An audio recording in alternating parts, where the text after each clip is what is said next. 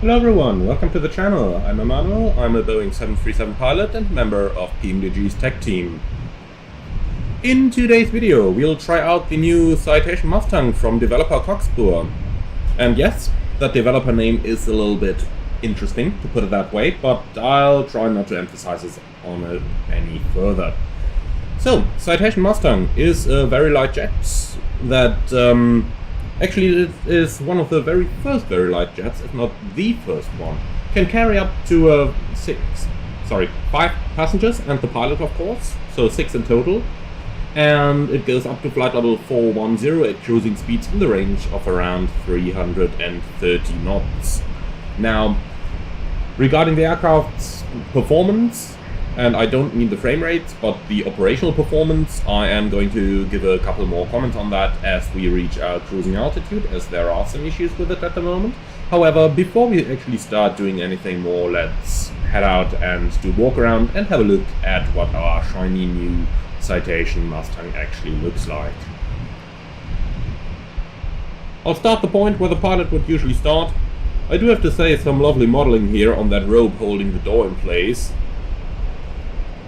And this is probably the most basic ladder that I've ever seen in a business jet so far. But then again, it's the very first very light jet, so there we take it. Some good details here on the locking mechanism of the front cargo door.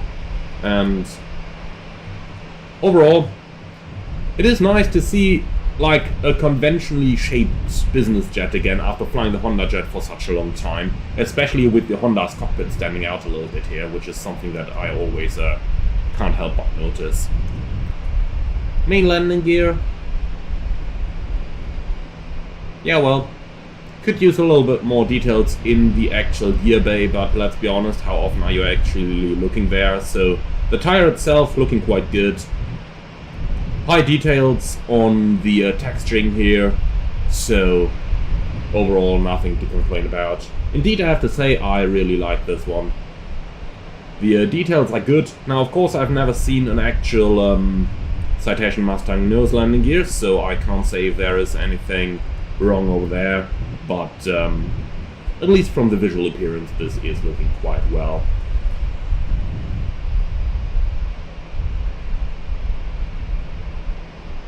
Let's have a look here at the wing, at the lights. That is some high details in there, I have to say.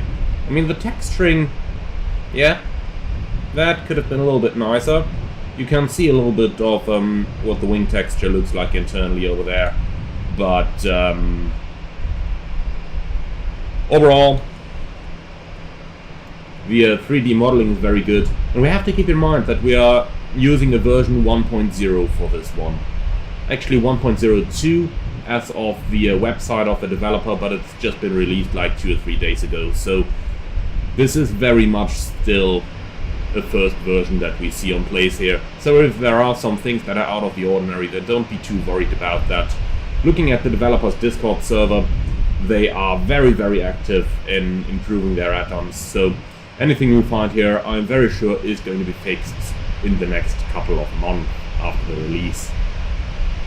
And as we're already talking about this, let's just quickly talk about comparisons with the Hondajet. You guys know I love the Hondajet, and this aircraft actually falls into a similar category, even though with a little bit less range and a little bit slower speeds. But when I am doing comparisons to the Hondajet today, just keep in mind that the Honda is actually in version 1.6, I believe now, so it's seen a couple of updates already, while the Citation is currently still the very first version.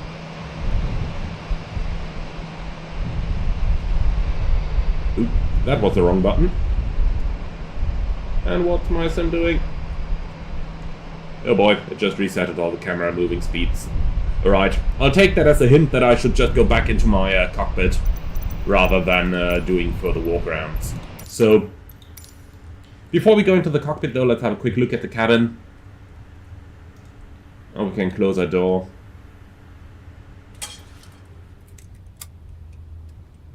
So, the cabin itself is 4 seats in a club configuration. We do have lots of animations in here, like you can operate the window shades, you can operate the tables, which is something that I'm still missing in the Hondajet at the moment. So that's very nice to see, and those are some very good textures in here as well. Just look at this. This really looks like good polished wooden tables, doesn't it? Very nice reflections on the wood as well as we're moving it. Can we operate? Yeah, we can even operate the lights. That's nice. So overall, very well done cabin. Of course, some of those textures, like here in the seats, I don't know, they don't look 100%, if you know what I mean. Like here you can see a little bit of detail, but then again, I'm getting nitpicky. You know, guys, I'm German. Then again, the carpet looks really nice in here, I have to say. Really looks like a new, well-maintained aircraft. Of course, one of the downsides of the Mustang compared to the Hondajet. Ooh, nice. I didn't know we could do this. So then our passengers can do, well, stuff. But what I was actually looking for is, if you're flicking this one open, you have a toilet in here. Now, yeah, we can. Well, guys. This is it. The pilot has to watch? Is it that what they're trying to show us? Yeah, looks like it. Oh boy. That's bad in the 737 already. You smell everything that's going on in the forward lavatory, in the cockpit. But, well. Let's close this down and hope that we are only going to do short flights today, so nobody has to use this. Alright. So, this is our cabin in the Citation Mustang. So let's go ahead into the more interesting area. And the very first thing I noticed when getting into the flight deck is how large those windows are. I mean, look at this. You really have an excellent view from here.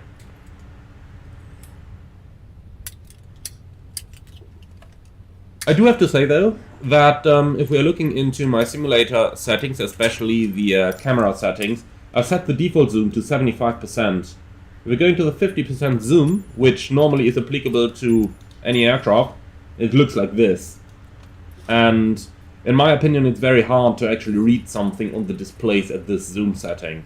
So I'm not 100% sure why the developers did that, but in my opinion, I much prefer the 75% zoom so that I can actually read the displays. The displays are the next thing that we actually have to talk about here, and you have the choice between either the working title G1000 NXI or the old Flight Simulator's basic G1000. And both of them have their advantages, so let me quickly go over them when powering this aircraft up. Let's put on some battery here.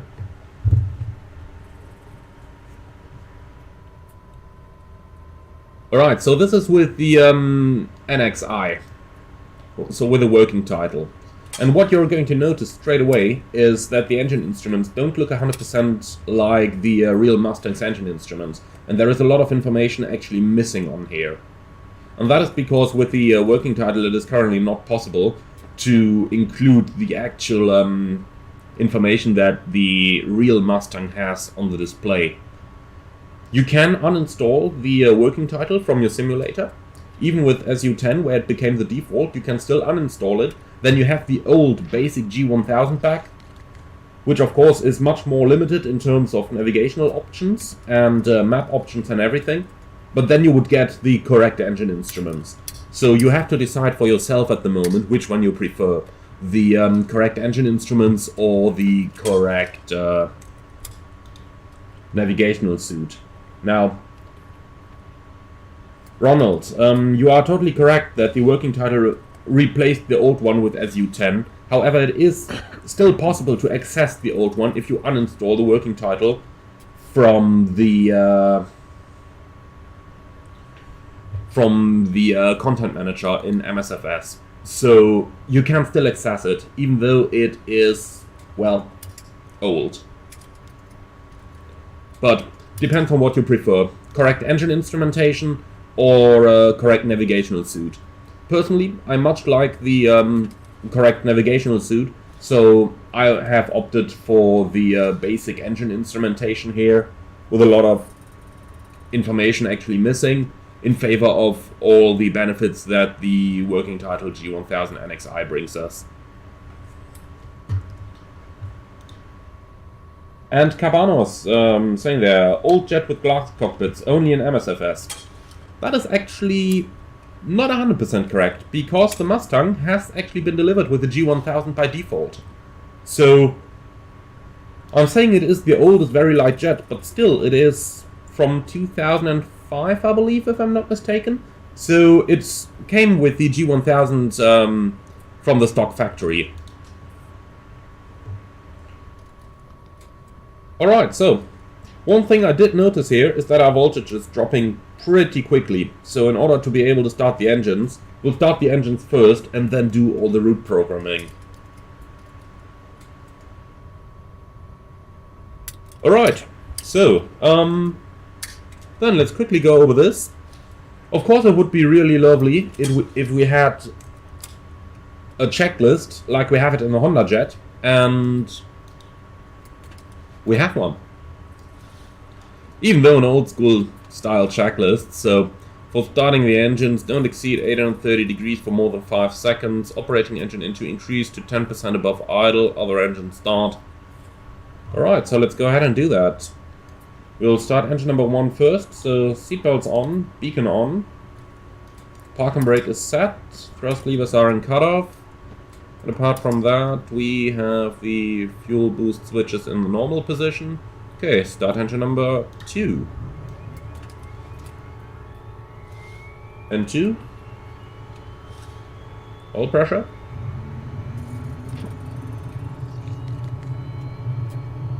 And 1.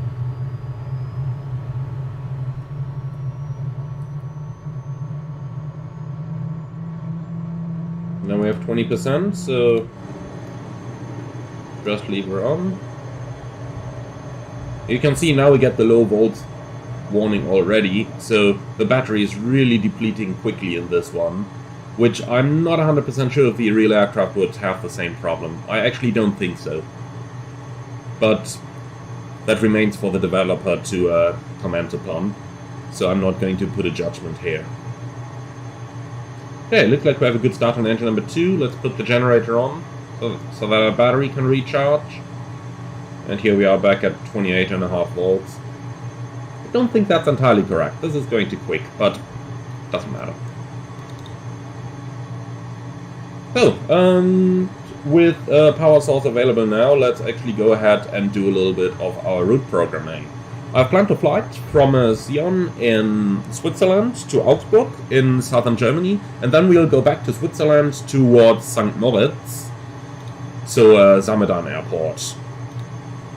For those of you watching along, I'm going to put the flight plan into the comments here in the video so that you can have a look at it. And then I would say let's start with a little bit of route programming. Now be aware that pretty much everything you're about to see is from the working title G1000, so it is not explicitly a development of the Mustang itself. But this, however, enables us, if we click in here, that we have this little keyboard symbol here, so we can actually type something in with our keyboard. So we'll go from Lima, Sierra, Golf, Sierra, Xeon, enter, runway is going to be 25,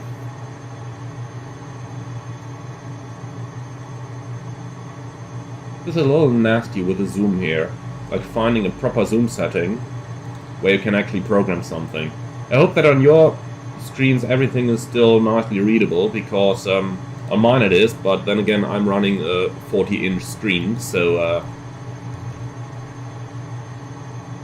I have no problems reading anything at this setting. But I hope that it comes along well in the stream as well, in the live stream as well.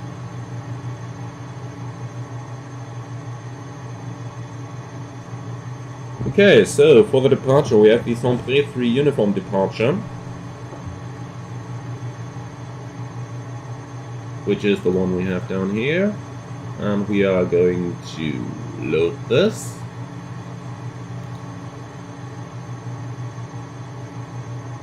And we'll join Zulu 6-4.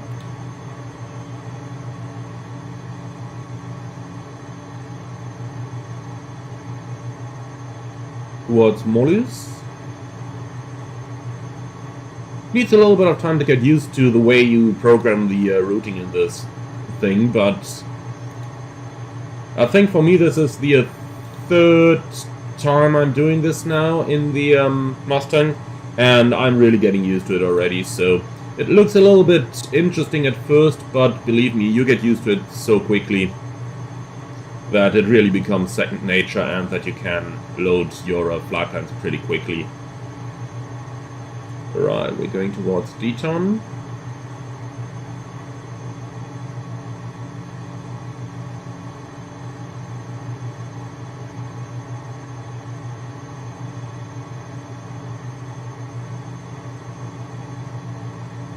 And then Tango 103 to de-zoom.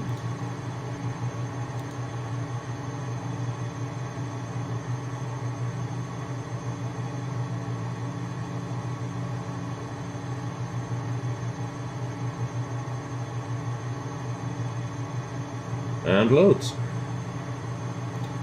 And finally, select arrival. We have the de-zoom for alpha arrival at our destination, and that leads us towards runway 25, please, and to the Mike Alpha Hotel VOR. So we'll load this, and then procedure approach. We want to do the ILS 25 from Mike Alpha Hotel.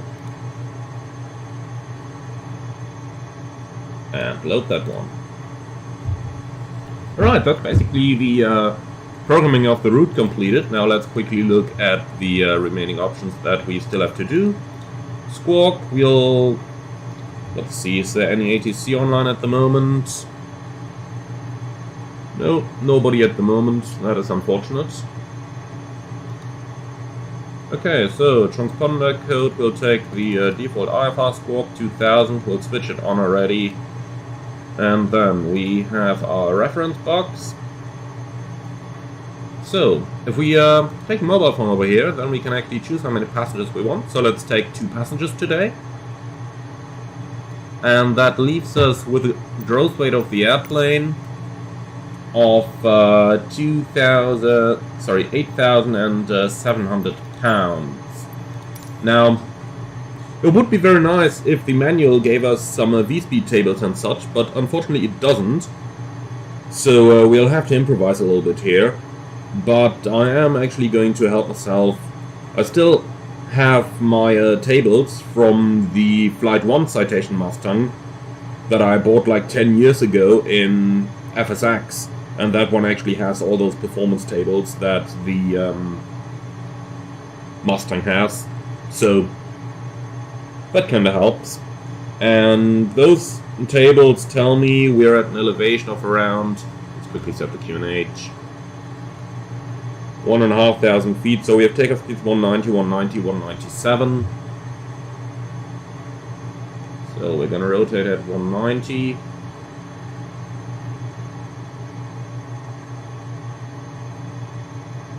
And then we have a V2 197 single engine 118. That is perfectly fine for me, so we'll just leave it like this. Enough setup. It's a complete arm of departure. It would be very nice if we were actually able to view the charts inside the flight deck, but I'm afraid that is not possible. The G1000 simply doesn't support it as far as I'm aware. Now, correct me if I'm wrong, I might very well be in this point. So we'll have to revert to using external tablets again to view our charts, which is a little bit unfortunate if you're used to the Hondajet, which can show the charts inside the flight deck. But well, that's unfortunately how it is. Also CDI to GPS, as we'll be using the GPS pretty much all way long. Initial climb currents is going to be by air traffic control, but the first restriction we have in our SID is flight level 110 or below at 7.2 miles, so I'm going to put flight level 110 in as our first altitude.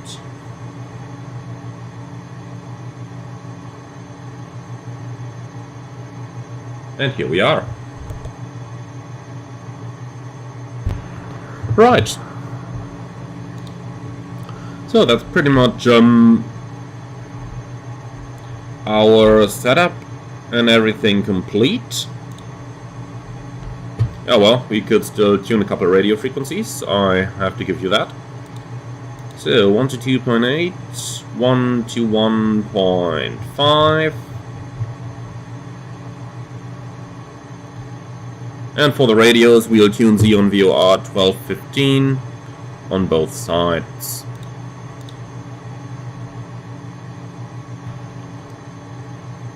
Something I find a little unfortunate is that it doesn't remember the settings that I've done earlier on. So when I flew earlier today, I put like the default, my personal preferred default setup in, but it didn't remember. Anyway, doesn't matter. So we have completed pretty much everything. Let's go ahead with the second engine start then. So left engine starts. We have N2. Oil pressure. N1.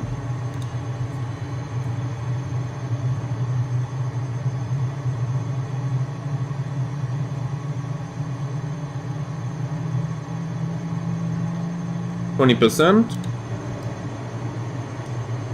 Fuel on.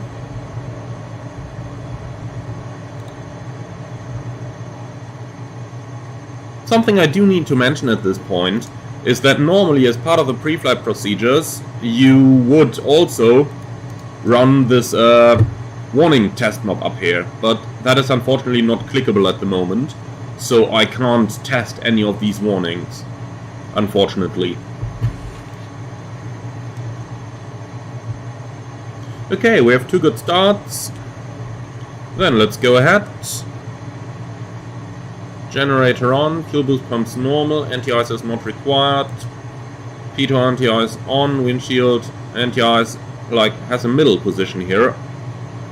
Couldn't yet find out why, but then again I still have to do a second read of those manuals. Anti-ice is on, nav lights can go on, everything over here is set to normal. And air conditioning can certainly go on. Alright, flaps, takeoff, trim is in the middle, and that's pretty much everything complete. For the checklist, next we have is the before takeoff checklist, so we'll hold it here. Okay. Clear on the left, and clear on the right. Xeon traffic, Delta India Victor Lima Julia, taxi to holding point runway 25, Sierra. Okay, brakes off.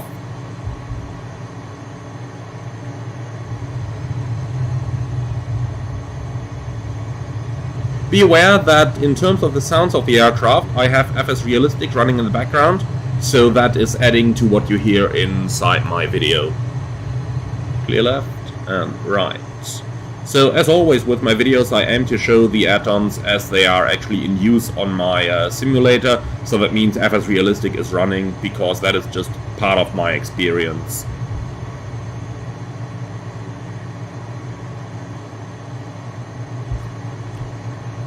Okay, takeoff briefing. It's going to be a left seat takeoff on runway 25, flaps in the takeoff position, which unfortunately we don't have an indicator for, by the way. Just want to point that one out. Would be on here in the real one, but that is because of the NXI versus default problematic. Takeoff speeds 190, 190, 197, and climb out then at 170 knots. We are going to follow the FMS profile and climb to flight level 110. And that is pretty much it completed. Do you have any questions about the briefing? No, okay, very good. Then, let's do the before takeoff checklist. Avionics cooling fan is checked for airflow, fuel quantity, recheck, we are full. Takeoff data, confirmed. FMS flight director. We'll depart without the flight director, and the routing is set to the, GPS mode is selected. Pressurization, I would love to set that, but I don't know how in this plane. Electric elevator trim is checked and set. Flaps set for takeoff. Windshield anti-ice switches on. P2 and static switch on. ICAS checked. And before takeoff checklist complete. Xeon traffic, Delta and Victor Lima Julia, taking off runway 25.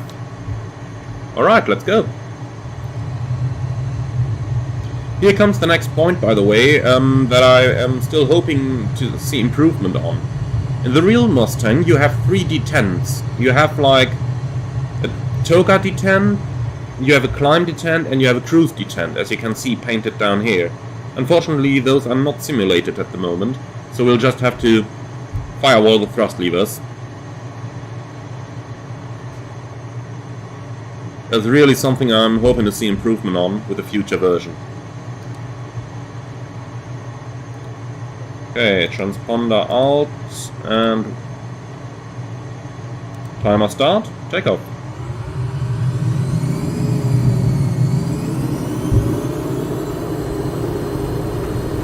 Takeoff thrust set, indications normal. 80 knots. V1, rotate.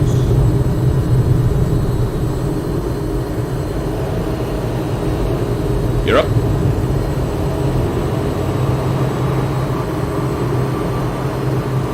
Yoke and Patron.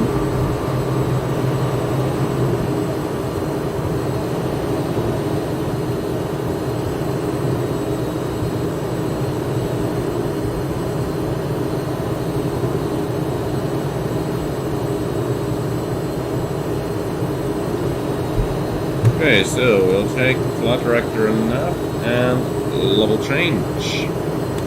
Flaps up. Then again, due to the lack of detents, I don't quite know what the climb thrust will be, so I'll just go 95%. Slight reduction.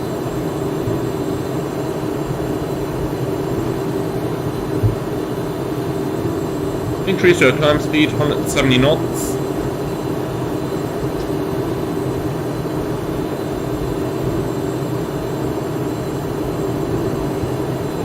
And then autopilot on. So let's do the after takeoff checklist. Landing gear up, flaps, up, climb power set, Yoke and Patron. Landing or recognition lights are off. Oops, actually could have turned the anti-collision light on. That, yeah, would have been a good idea. Pressurization check, can't do it since we don't get any pressurization information with the working title.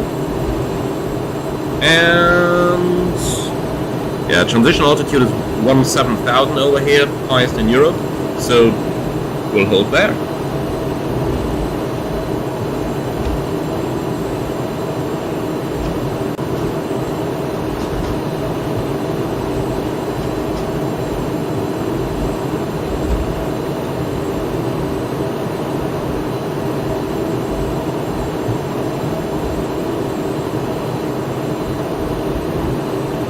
Right, so according to the chart, only during military activity the first 2 waypoints have restrictions on them.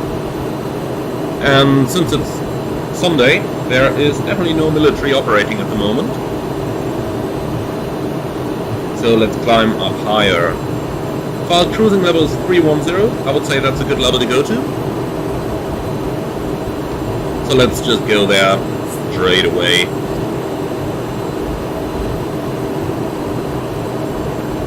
Takes a little bit of time to dial it in, unfortunately, but here we are. Set 310 checked.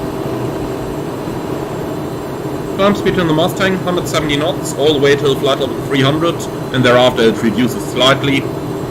The original climb speed schedule is 170 knots and Mach 0.44 on the conversion.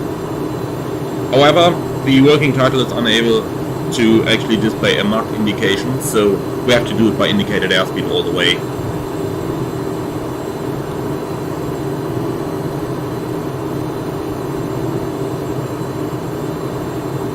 Michael, am I using a joystick or a yoke? At the moment, I'm using the Thrustmaster HOTAS because I do also have the Thrustmaster Boeing yoke, but I put that one aside at the moment because it just makes it a little bit more comfy to sit inside of, in front of my screen. So right now I'm using the Thrustmaster Warthog joystick together with the respective throttle.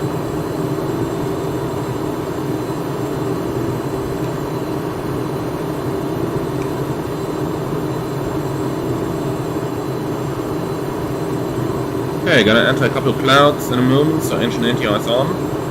That's interesting as well. The first time I click the engine anti-ice switch, the wing stabilizer switch goes to the manual position. I'm not sure if that's supposed to happen. I mean, there are separate switches after all. And I'll just put it back into the off position since we don't have any ice accumulating at the moment.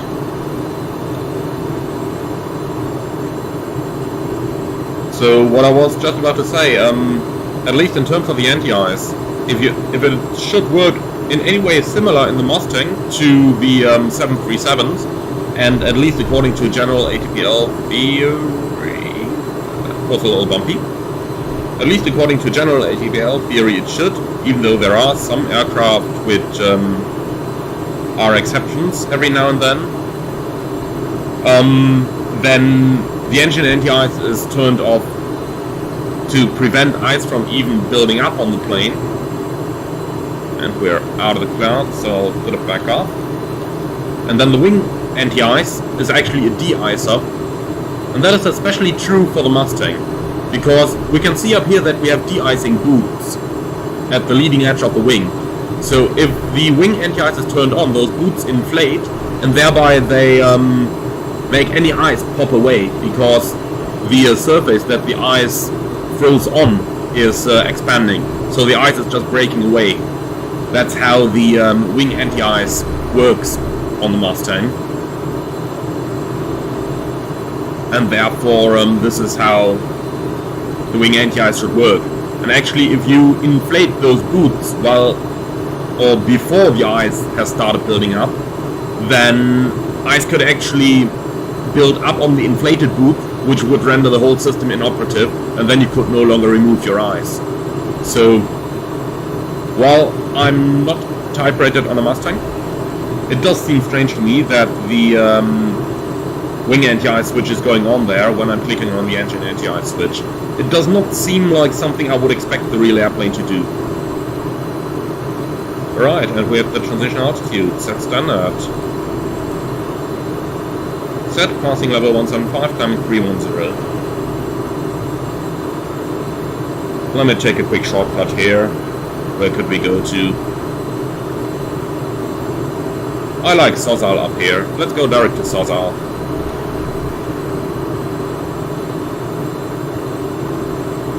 So, Sozal, direct. And here comes a big pro of the working title 1000 or the G3000. Once the turbulence stops at least, when I can enter my direct.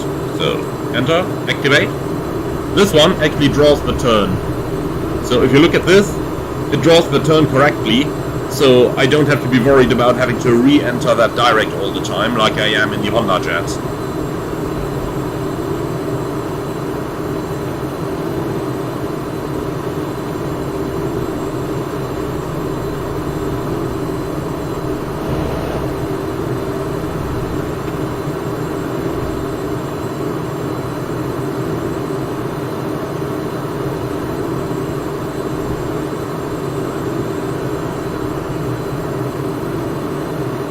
Right, let's have a look at the outside, and I have to warn you, turn down the volume of the live stream right now, please.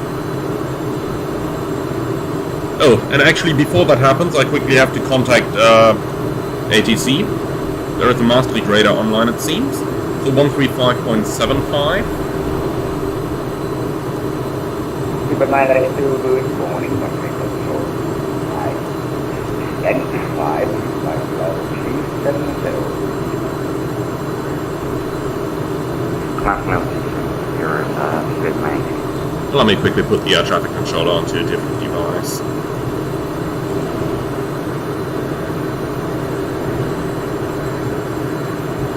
Master hello, Delta India Victor Lima Juliet, climbing flight level 310, passing 213, inbound Sozal. Ultima Juliet Group for the service from I and Climb level 310, roger, Delta India Victor Lima Juliet. Lima Juliet, squawk 0307. Squawk 0307, Delta India Victor Lima Juliet. Okay, so transponder code 0307.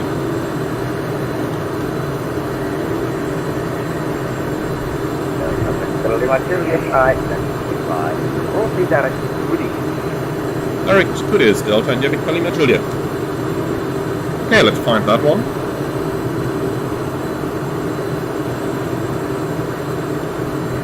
There it is, Goodies, direct.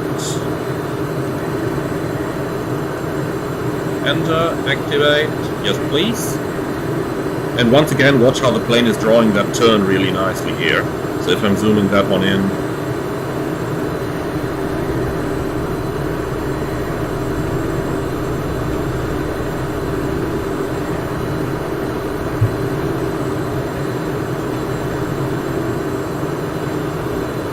Alright, so, I told you I wanted to show you the outside of the plane once again, so I have to warn you, when I'm going to the outside now, the outside is a lot louder than the inside, so turn down the volume of the live stream a little bit, and prepare for it in 3, 2, 1, now.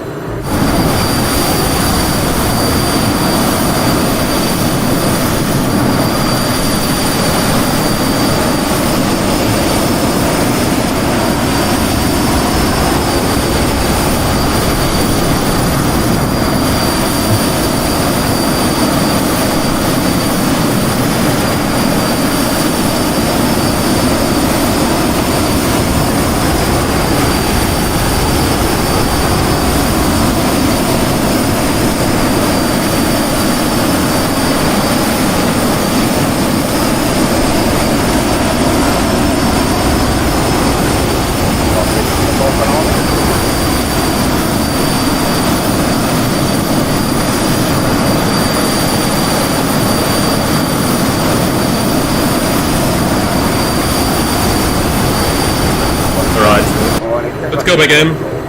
Now you can turn the volume back up as well. This has to be a lot nicer, right? Alright, so, while we're continuing the climb to a cruise level, let's quickly go about a little bit of the performance data of the plane. So, in the developers Discord, somebody actually posted a link to the real-life flight planning guide of the airplane, and I am going to give the link to that one as well in a couple of moments, the moment I find it again. Stop the climb, fly with speed for a bit of contact separation. I know this one,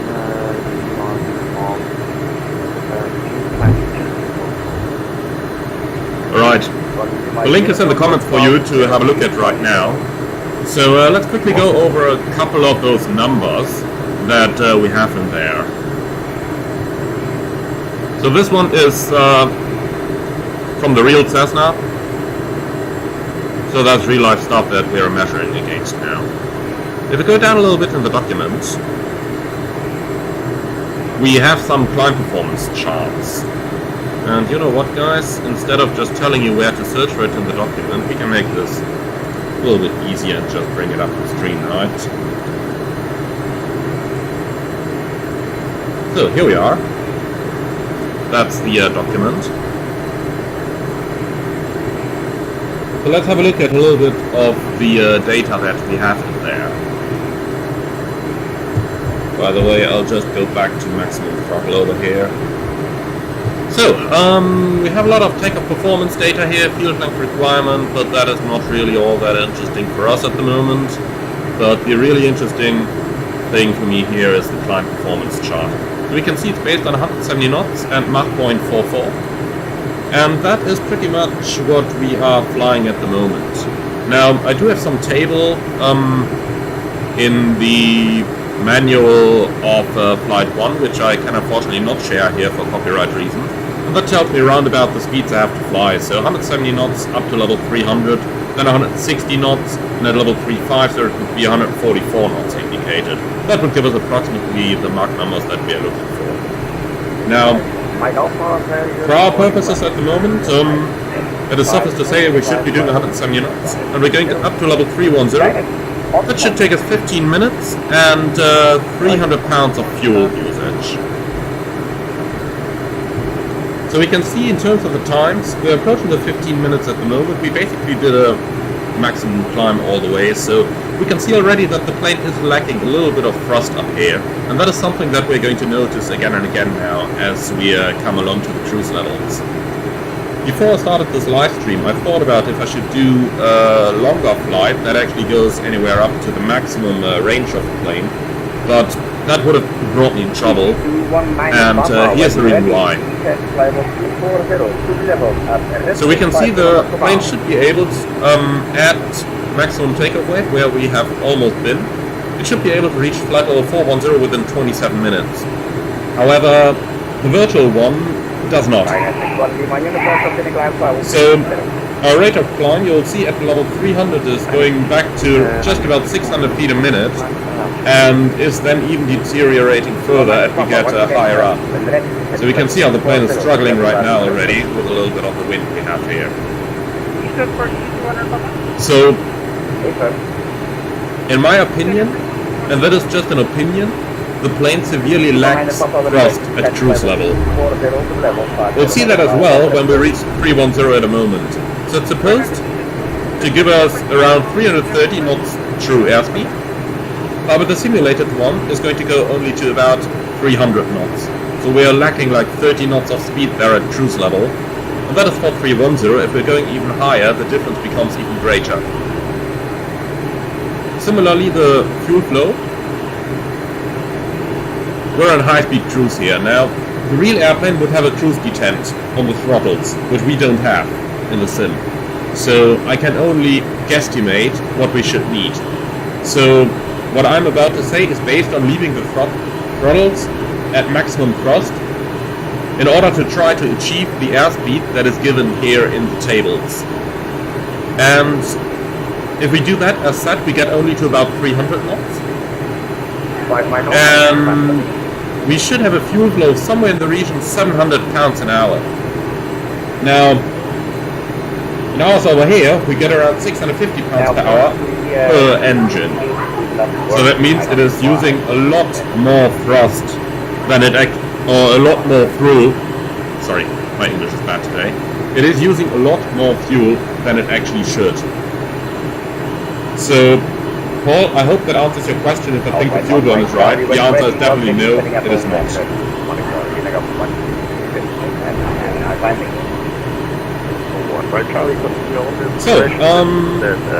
let's put those tables away again and actually focus back on the flying.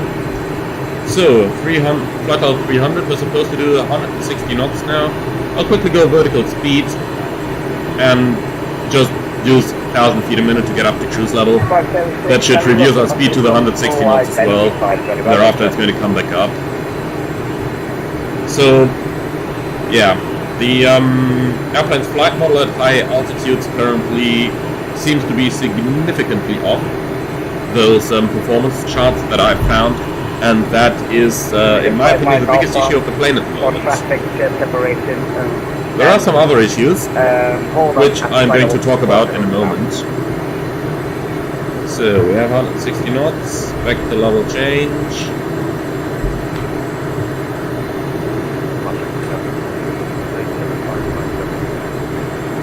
You can see how the plane actually struggles to get up to level 310 at the moment. And even though I am at maximum throttle, so pressing F4 right now, can't get them any further forward.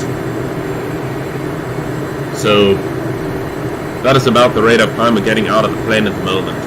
Remember that performance table that said we should take 15 minutes to get up there, and you can see how we're ending up at around about 19 minutes maybe, so 4 minutes difference is quite a difference if you take into account of how much of a difference that would evolve if we actually went up to level 410, as we theoretically should be able to do at the moment. To be fair to the developer though, he did say already in his Discord that he is aware of such issues and that he's working on them, so hopefully we're going to see an improvement there. So here we're at the top of climb, 19 minutes.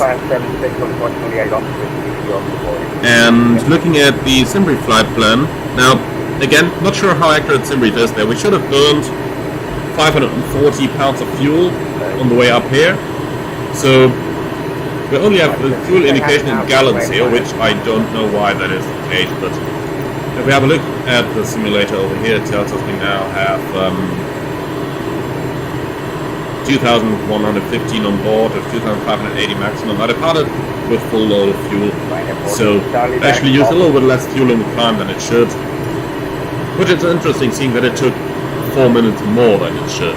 So I would have expected too much of fuel burn.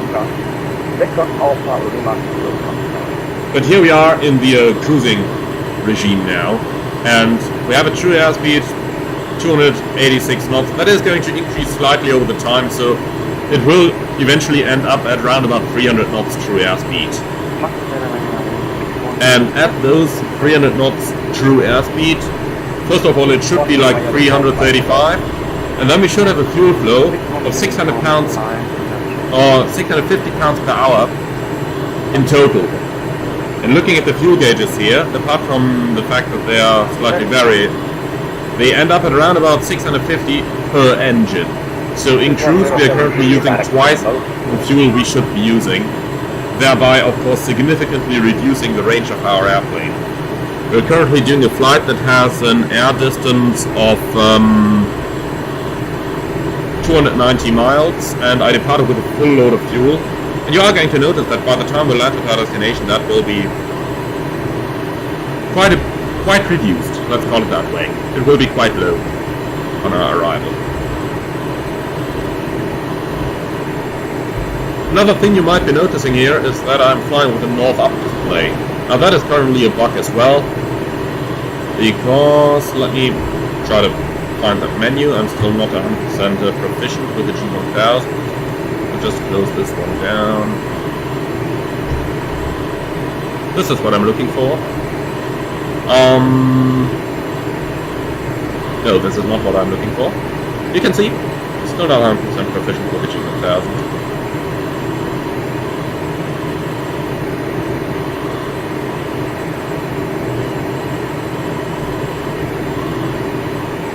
This is what I'm looking for. Nope. Eventually, maybe. Give me my menu. Here we are. Map settings, and it's definitely set to orientation track up, but it's giving us a north up indication here. So that's definitely a bug there.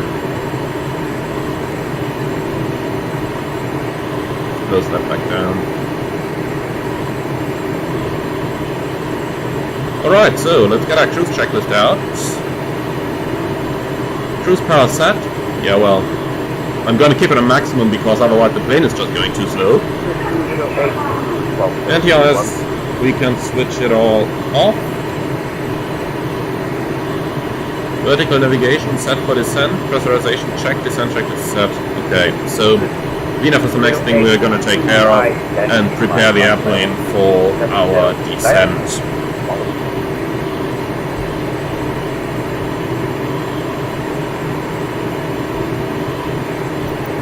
So let's see, I have that Navigraph chart app back in my simulator. Do I want to risk it? No, I don't want to risk bringing those up on screen. They crashed my simulator in the past and I don't want to risk that. So we'll just have to live with this, and I'll have the chart on my iPad. I apologize for that, guys. So we can see that it actually loaded all of our restrictions for the arrival here automatically. And based on that, it has already calculated top of descent in 14 minutes time. So that's working quite well, I'd have to say.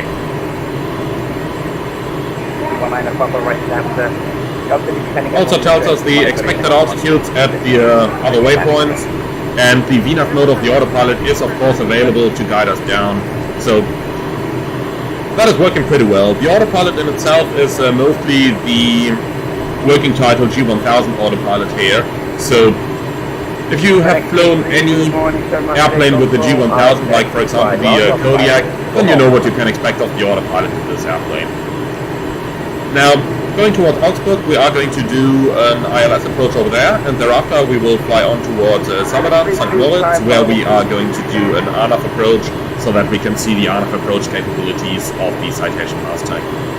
I can take a little bit away already. They are quite good. Well, they have to be quite good, because after all they are the working title.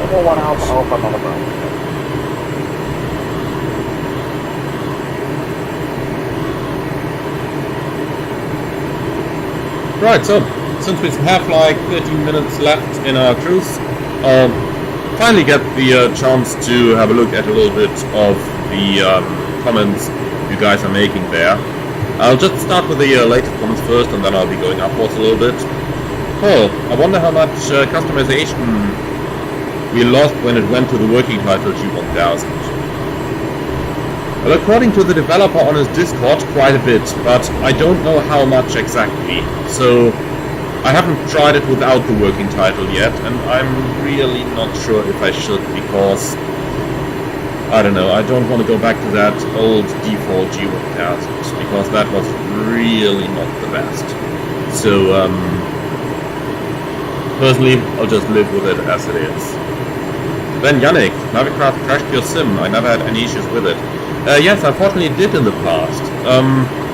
On a couple of my earlier live streams we could see that when I opened the Navigraph app, that eventually a couple of minutes later the simulator would crash to desktop. And when I did not open the Navigraph app, then that never happened. So I can only figure as much from it that it has to involve Navigraph somehow. You understood your right, standby. Brake, look on the HL5, do the perfect separation turn now when I... Then, generic pilot 1, I'm still waiting for a bigger business jet like a G650, Global 6000 or Falcon 900.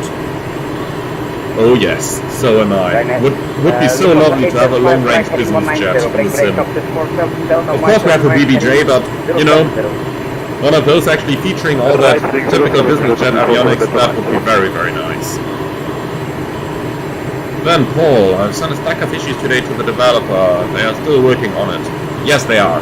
So, just to be fair, to put all the issues that I've just mentioned in the context here, we are, of course, talking about pretty much a very early initial release.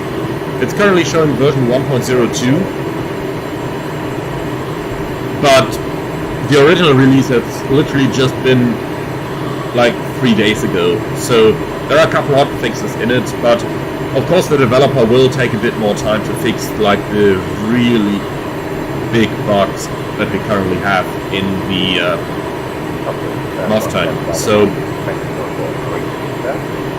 if I'm giving a recommendation at the end of the stream regarding whether I prefer the Hondajet or the Mustang, then always take into account that the Hondajet developers have had like half a year of development now, while the Mustang is just freshly out of the factory.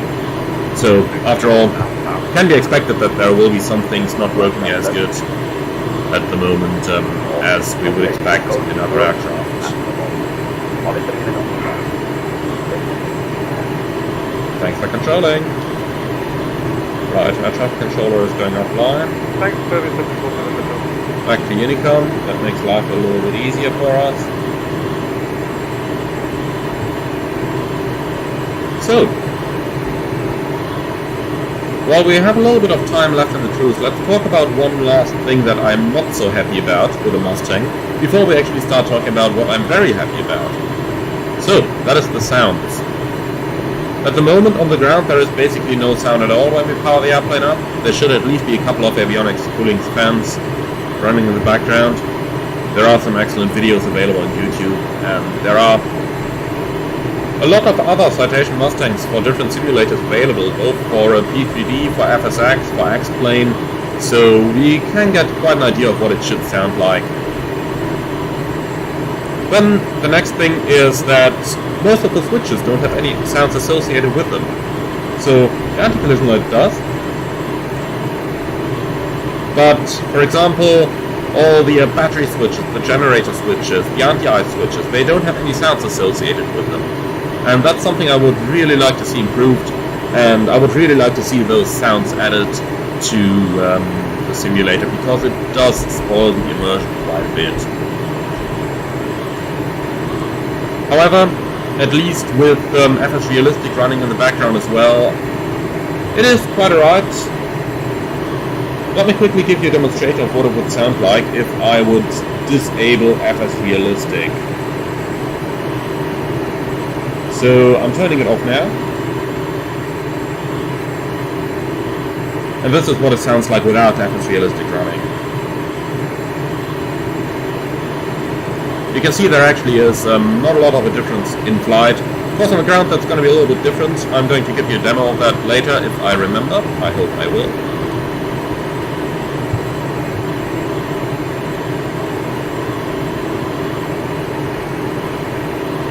So, Schlint1 in the comments saying, it looks quite promising, this plane. I agree. So, that is my very first impression of the plane as well. Going over to the positive sides. Of course, with the Citation Mustang, we have an aircraft that is not as advanced as, for example, the Hondajet is.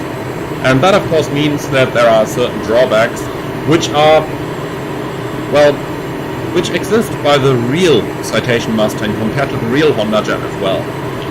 So, things like you have a lot of old school style switches, while in the Honda it's all automated, and in the Honda you just don't have to press any of those buttons. Then of course, you can see how the developer tried to overcome a couple of those issues, for example by including a paper checklist up here that you can get out. So, we have all the checklists that we need in flight, and a couple of the after landing stuff on this one.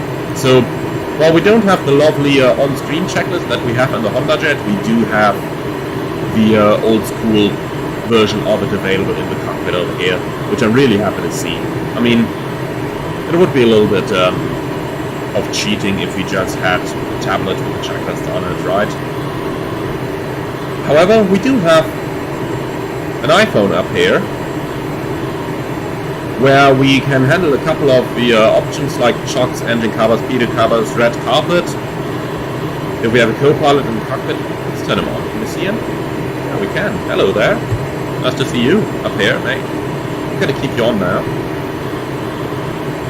And then we can determine how many passengers we want to see in the cabin, and we can handle the cargo doors as well.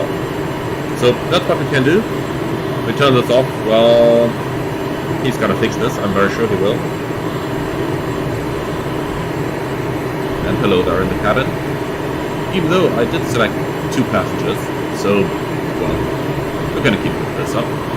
Just pretend we haven't seen this. The other point that I very much like about this plane is the visuals. The model in itself is looking amazing.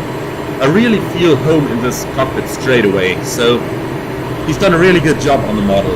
And I can tell you for low light conditions, the same is the case. So when it's getting dark, we have our floodlight up here that we can switch on. You can see a little bit of it in daylight. Really nice. The very first flight I did with this was departing in significantly reduced lighting conditions due to heavy rain showers. And I had to turn the light up because otherwise the lighting engine in Microsoft Flight Simulator would just make the panel look very dark. So overall, quite happy with this.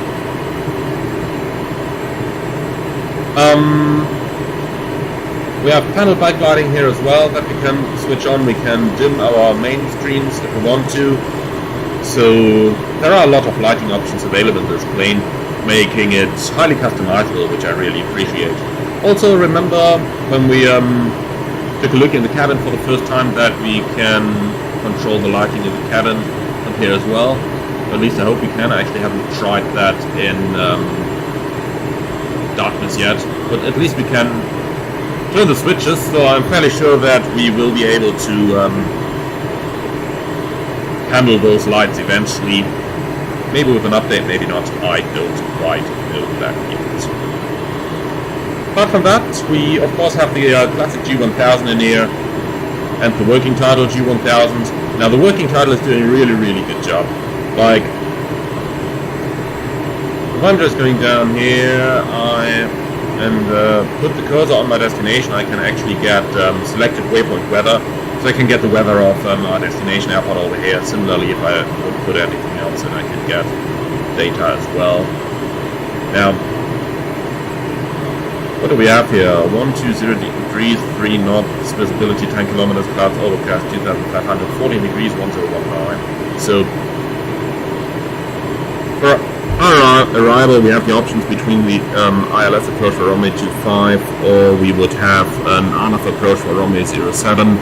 Now, I want to show you the ILS approach on this one, so I'll just accept a very minor tailwind for this, so that you guys can see how the plane handles the ILS. And on the next flight to St. Moritz, Samedan, I'm going to show you how the RNAV approach should work then.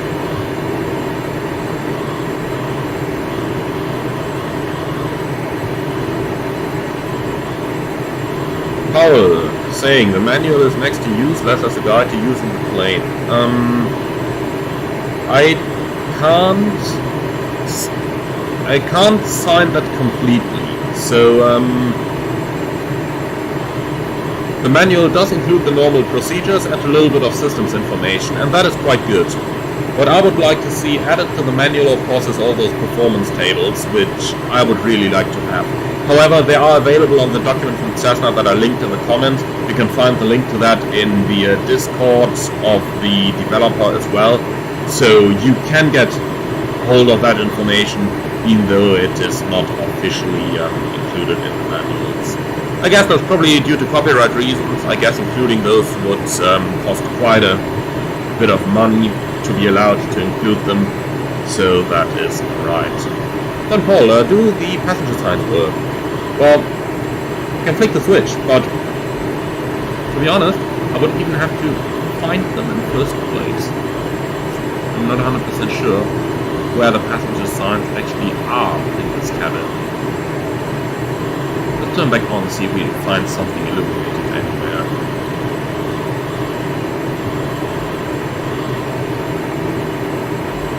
Let's take it from the passenger's perspective. Don't see anything illuminated here, no.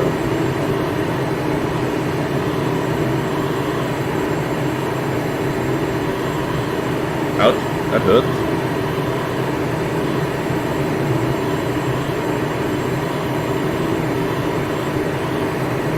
Ooh, that's a nice light effect on the table here. So, no, the passenger signs don't work, but the lighting effect on the table is looking really good. I had to find something positive. Sorry. Let's put those away again. Ouch. Okay, I hope that's something for an update, so I just want to put that in the developers Discord. Okay, passing the top of descent. I actually missed it. Let's go vertical speed and catch that profile again. There are two types of descent covered in the Cessna Performance Manual. That's a 2,000 foot per minute descent and a 3,000 foot per minute descent. 3,000 is the high-speed option, 2,000 is the normal option. But we'll actually try to catch back our Avionics path here, and then we'll just use VNAV to get down. That's going to make things a bit easier. So I'm just using 3,000 feet a minute right now to bring us back in a profile. And here we are, VNAV path. I'll let the airplane accelerate slowly. It'll go up all the way up to 250 knots, and you can actually overspeed it if you just leave the engines at full power. Now, that is for the present version. I don't know if the real plane should be able to do the same. Probably not. Well, sorry, probably yes, is what I meant to say. Because the engines do seem a little bit weak to me at high altitudes at the moment.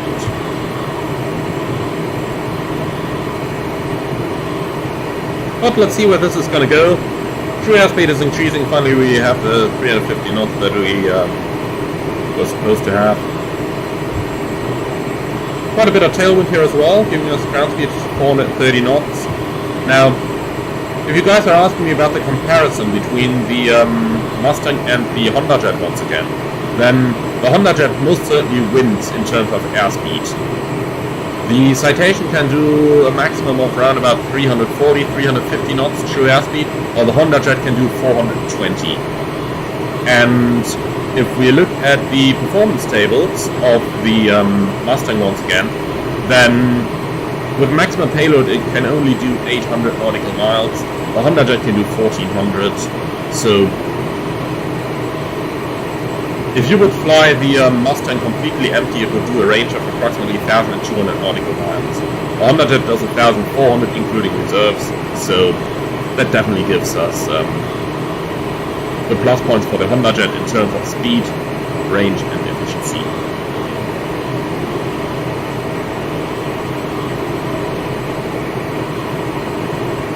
Another thing we have to keep in mind is the Hondajet is a bit more automated in terms of the approach setup, so I'll just set ourselves up for the arrival for runway 25 with the ILS approach.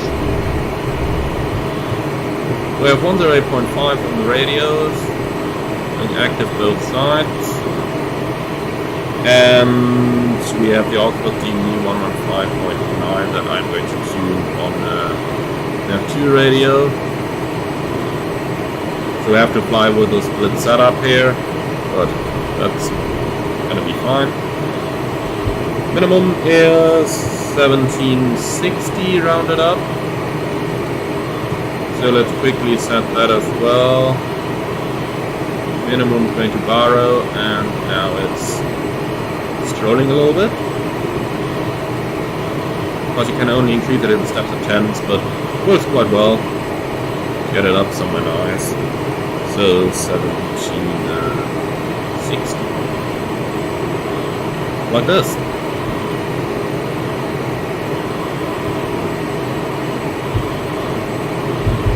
Oh, and I'm overspeeding my airplane. I told you can push it into the overspeed.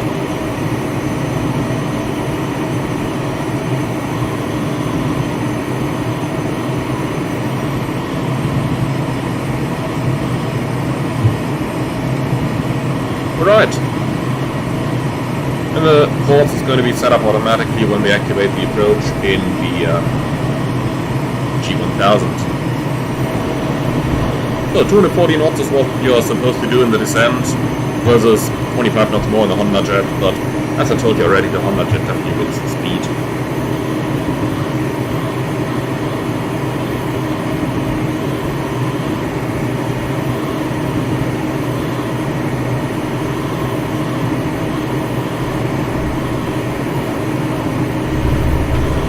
And Taxi Observer, I hope I just answered your question about how fast the Hondajet, the Citation Mustang can fly. So you're looking at a true airspeed in cruise of approximately 330 knots,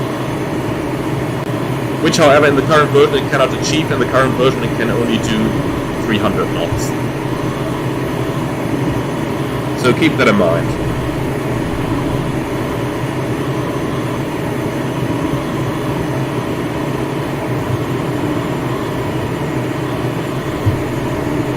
Belts are on, definitely getting a little bit turbulent here again.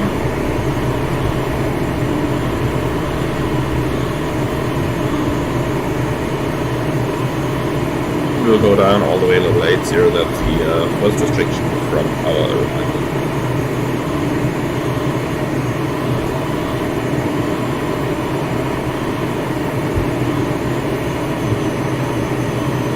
Okay, let's quickly review the descent checklist. Pressurization, verify fuel elevation, anti-ice is still off, altimeters, set thrust check and standard, under data, set verify.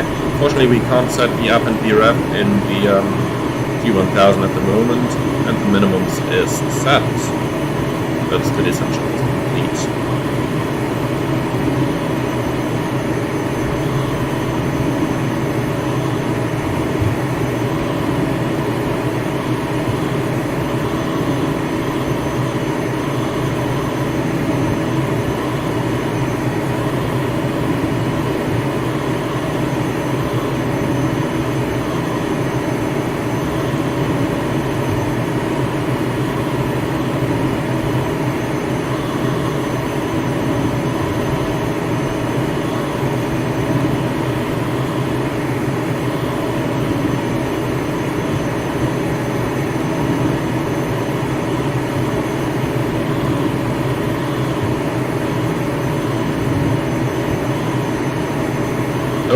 hello there. Seems like somebody doesn't care about his TCAS. Which, however, leads me to the question, like, why did our TCAS not respond?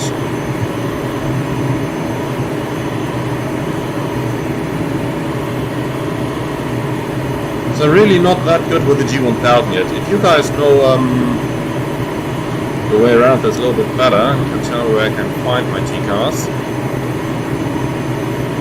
Traffic map, here we are.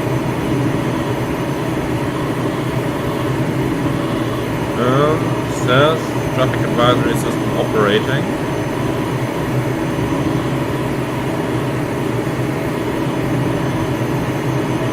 Using ADSB data.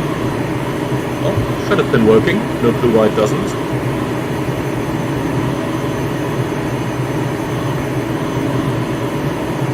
Okay, I have no idea why we did not get any warning about this guy. To my understanding, the way this is set up, we should have gotten a warning.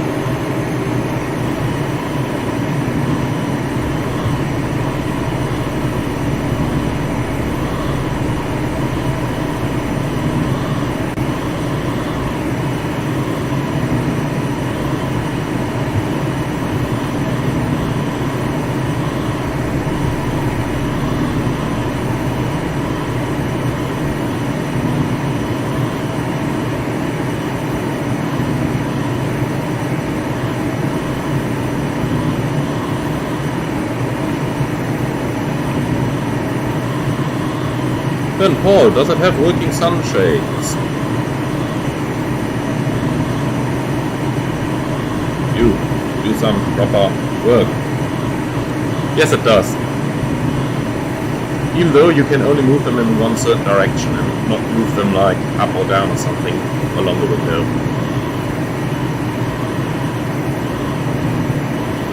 And it is a little bit interesting to move your own sunshade.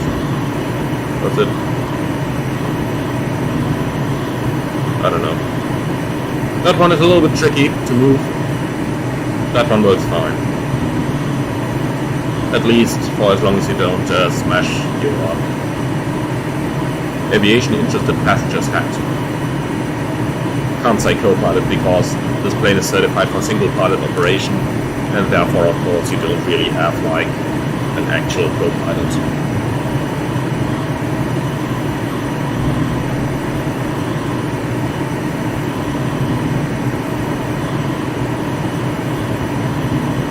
Taxi observer, the clouds look scary and beautiful at the same time. Oh yes, they do. That's really something that improved with SU-10, didn't it?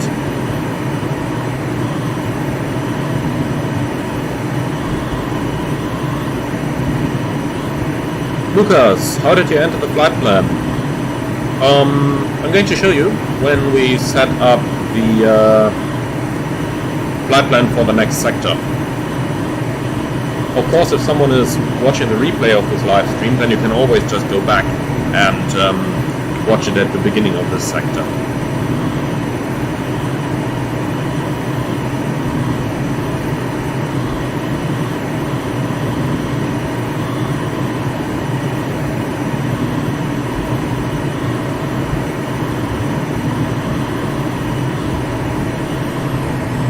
Okay, below 100. Runner lights on, and it's minus 1 degree, so engine anti-ice on as well.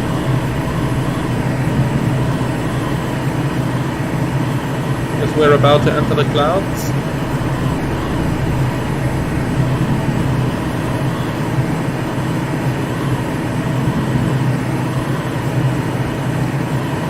And where we want to go.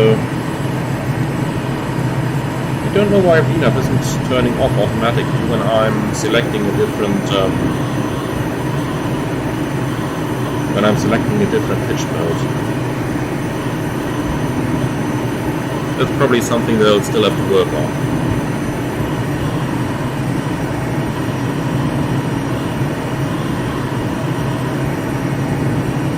This looks amazing. One thing I really like so much about the Mustang is the big windows. Oh, hello down there.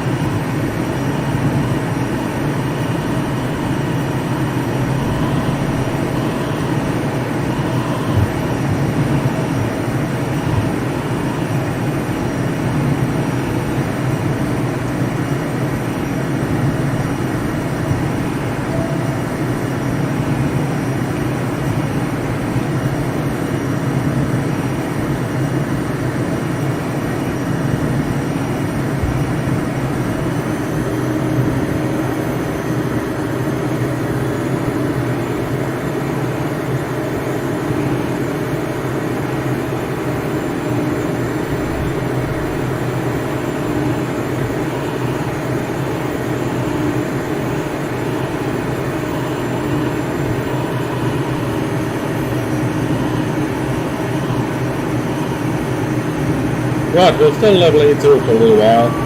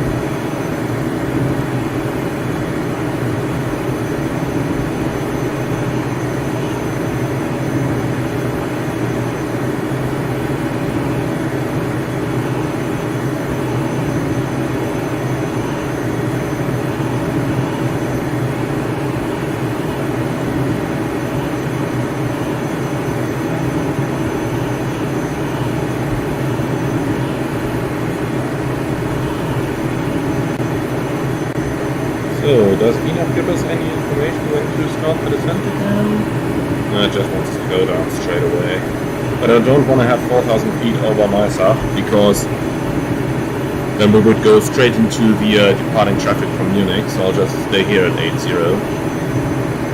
Because Munich Airport is just over here.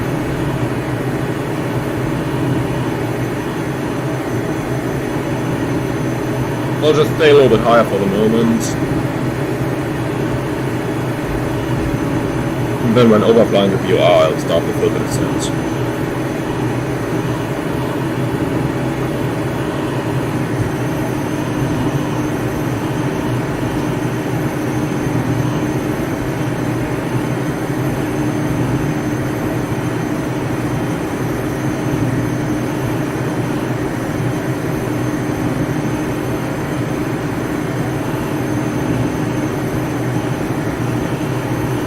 Standarslov, sorry for flying, sorry for close flying to you. I thought it will show default as Solo F-16.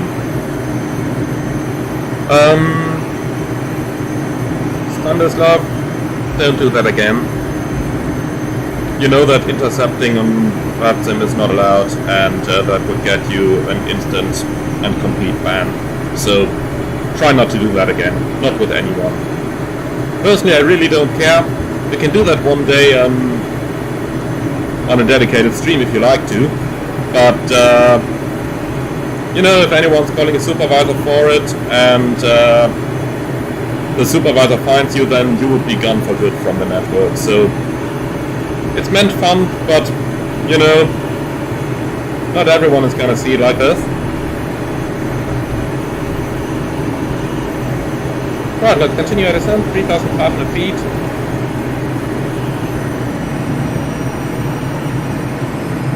$1,500 feet a minute should do fine.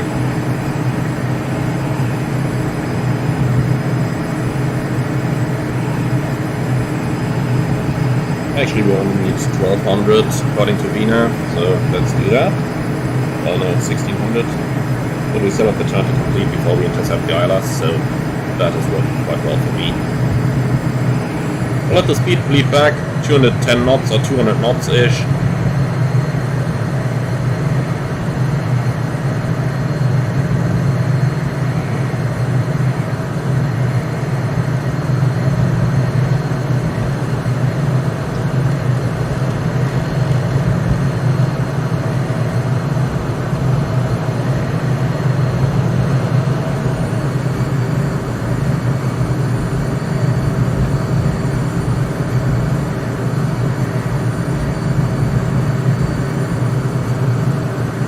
Random, morning, nice to see you.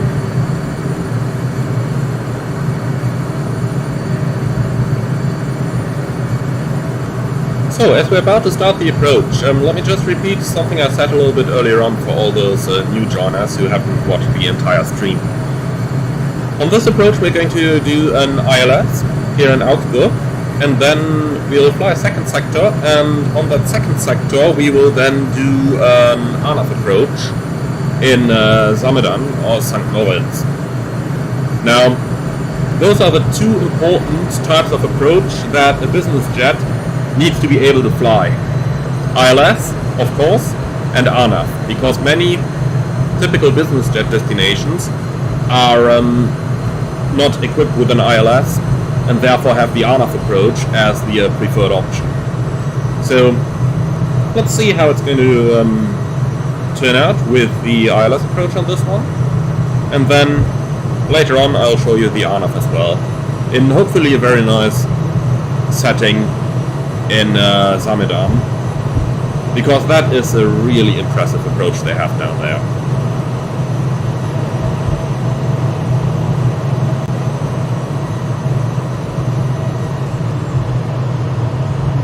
Okay, speed back a little bit further.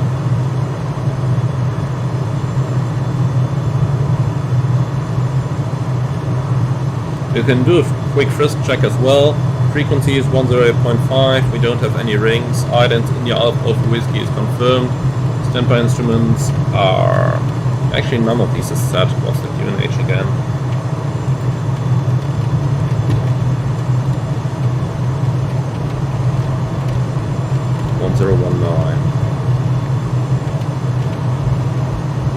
So 1019, standby instruments are set, and the courses will be auto-tuned in a moment. Do we have an approach checklist in here? No, we don't. Okay.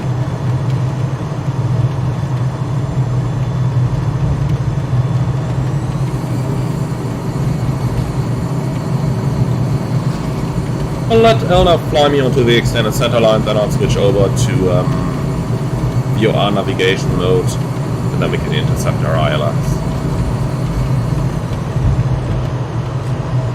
And this, by the way, is what I meant when I said a little bit earlier on, that the simulator is making the plane pretty dark in low light conditions. So I'm actually just going to switch the light on.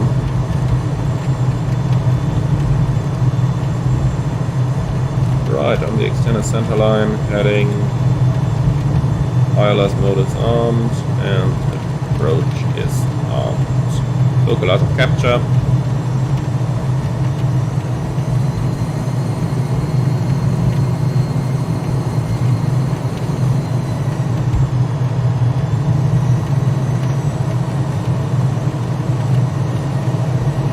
Unfortunately, the Augsburg DV does not seem to be working. I'm getting a 0-mile indication here, even though the ident is received. Well, thank you, Microsoft. Let's turn this on as well. Push a bit of light. Fly slope capture.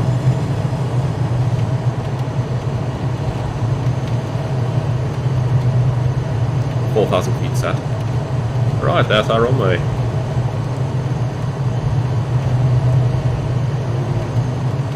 Autopilot off, yaw damper off.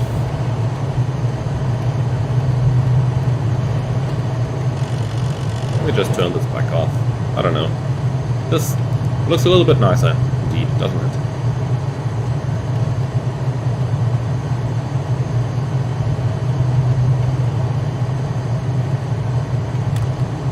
Right, flaps approach.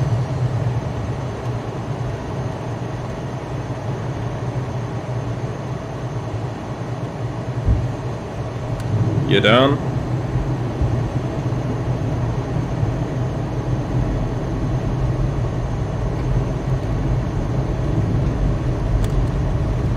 Flaps to landing before landing checklist. Windshield anywhere switches off, seatbelts on, landing lights on, landing gear is down and locked, flaps in the landing setting. Pressurization checked, autopilot yaw damper off. Landing check is complete.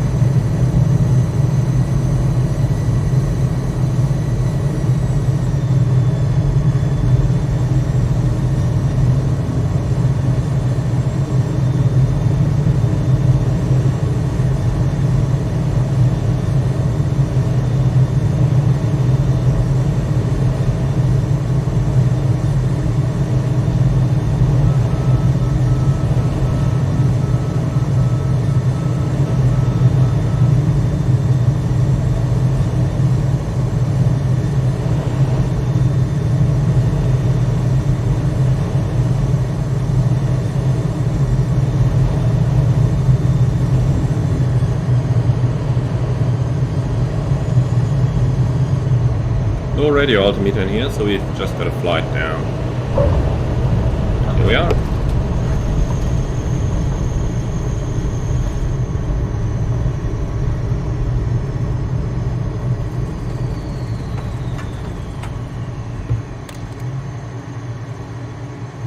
Right, welcome to Augsburg.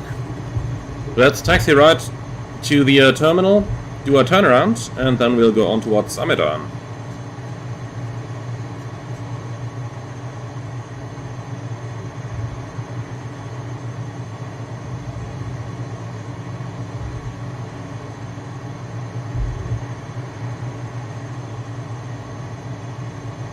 Flight time has been just about an hour. So, should have been a bit quicker for the mentioned reason, but not too much a problem either. I mean, at least for me for now. Of course I can understand why anyone would say that missing that much of airspeed definitely could be a problem. Right. Aft landing checks. Speedo and static switches. Off, speed brake retracted, flaps. Oh yeah, I always forget that they remain at the takeoff and approach position.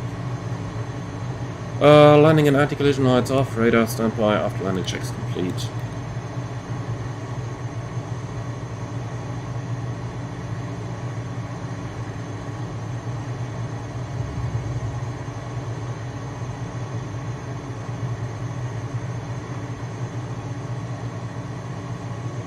Alright, here's our parking space.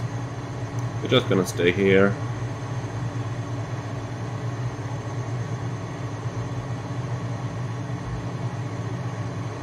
So, give me a little turn. Yeah, this looks fine. Okay, parking brake set. Taxi light off. Engine anti-ice can go off as well, and then engines number 1 and 2 shut down.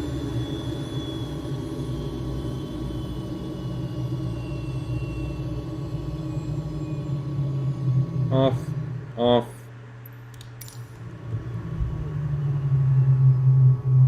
Off, off. And the N2 is below 20. Off, off, off, off, and off. Alright, shutdown checklist. Air conditioning switch. Yeah, that's this one, unfortunately not simulated. No, actually this one, and that is off. Oops. Snap instruments off, passenger advisory switch off, exterior and interior lights off, avionics power off, oxygen supply handle. I have not found that one yet, to be honest. Actually, I have, and that's this one, which is off. Then throttles off, battery off, controls locked, and we'll save the part about disconnecting the battery because we will be flying a second sector in a moment.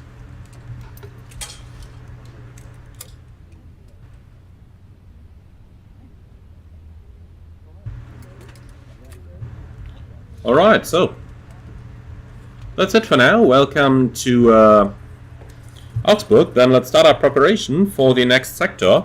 But first of all, let me actually see what you guys have commented down there. Taxi observer, engine sounds are ASMR for me, sounds legit. Well, the engine sounds are alright, I would say. Jeep, I like the effect when you apply the brakes while taxiing. Yeah, indeed. Then, taxi observer, touchdown, nice landing. Well, let's see what SimToolkit says. No, SimToolkit says 166 feet a minute, so according to SimToolkit, yeah, it was a nice landing. But not up to par with my other business jet landings. Then again, the touchdown zone was a little bit short, so I just had to throw it in there. Alright, so a couple of you asked me earlier on to show you how to enter a flight plan in the aircraft, so let's do just that.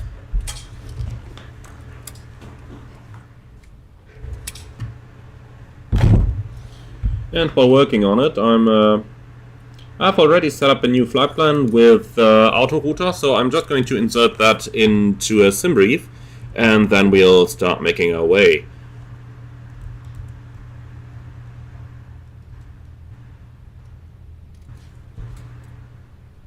So just give me a tiny second to enter that, and then we'll go.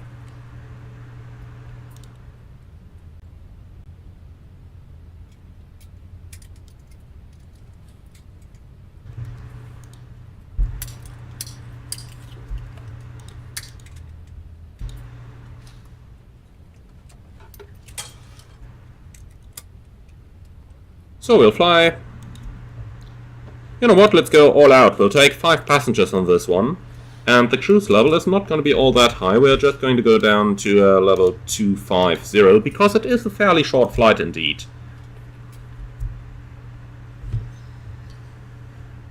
But as soon as you guys are going to see the route that we're actually about to fly, you'll be like, what on earth is 737NG driver doing there? So stand by for that. Flight plan is now coming into the comments of the video, and then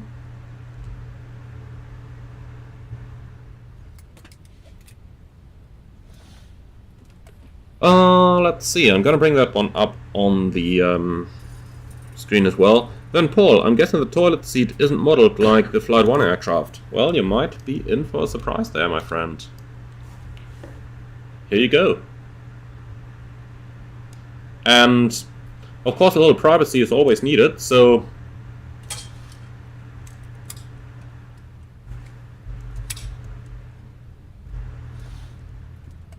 here you go.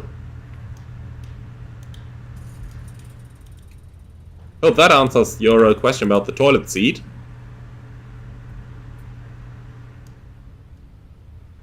Alright, and opening the door with a click spot behind the seat. Yeah, I guess that's probably the click spot from the outside bleeding through, but you know, I actually like it moving around the cabin to do these things. So I'm quite happy with that. Also, let's have another look outside while it's quiet. Those of you who haven't been there earlier, the sounds on the outside are very, very loud in this one. Now that is probably realistic, but nonetheless, it is,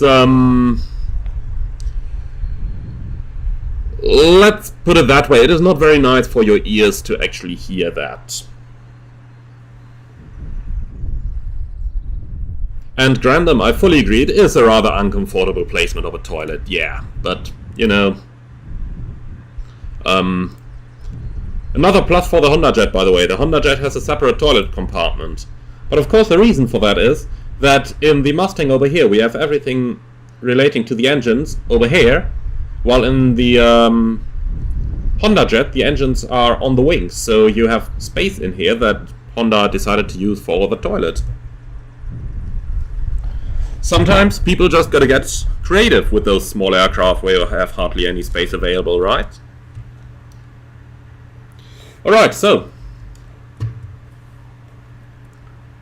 that's this completed. Then let's go ahead, pre-file the flight, and then we'll make our way towards Samedan.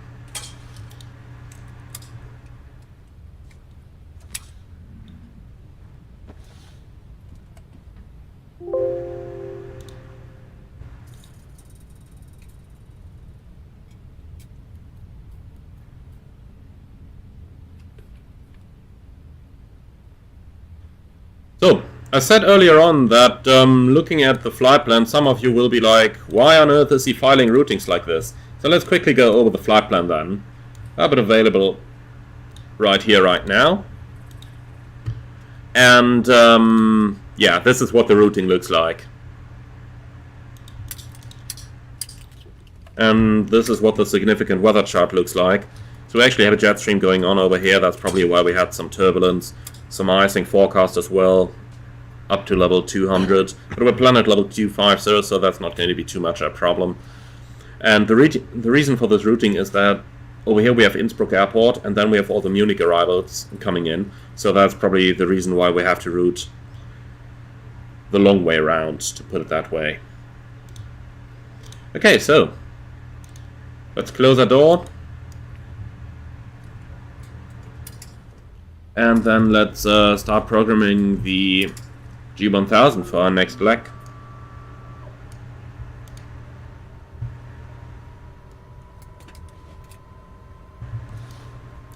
So, menu, delete flight plan. So, origin. As I said earlier on, if you click into the window up here, you can enter stuff with your keyboard. So I can just type everything. Because the keyboard you have down here and the numpad are actually not operational at the moment. So they are currently not supported. But if I just use the keyboard input, that is actually doing things fairly nice for me. So, runway 25, destination is going to be Lima Sierra Zulu Sierra, which is Samedan. And we don't need to enter runway quite yet. So, procedure, departure. Then let's see what they gave us for this one. It's going to be Maisach departure and probably Maisach 7 Golf. Yeah, that looks about as shitty. That could probably be ours. But you know what? We landed with a little bit of tailwind, so let's actually take the opposite runway and Maisach 6 Foxtrot departure. That looks like a little bit less of flying we have to do, so I'm going to opt for that, making my life easy. Taxi is a bit longer, but who cares? Then, for entering airways, you click the menu button, and then you have the load airway prompt. So now we can choose the airway that we want to fly on. In our case, that is going to be Yankee 161.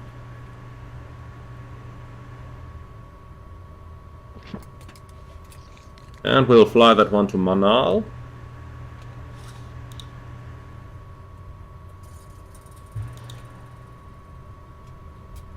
And then menu, load airway. And we'll continue via Mike 736 to Naxaf. So Mike 736. And we'll follow that one until, where is it? Here it is, Naxaf. That's a lot of waypoints there. Hardly any of which we are probably going to fly over, to be honest, but we'll see when we get there. So, and then we continue on with the next airway, which is going to be Yankee 9 towards Xaben.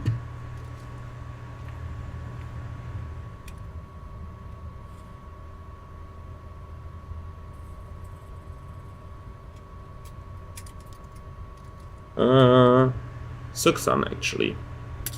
That sounds a little bit better. And load.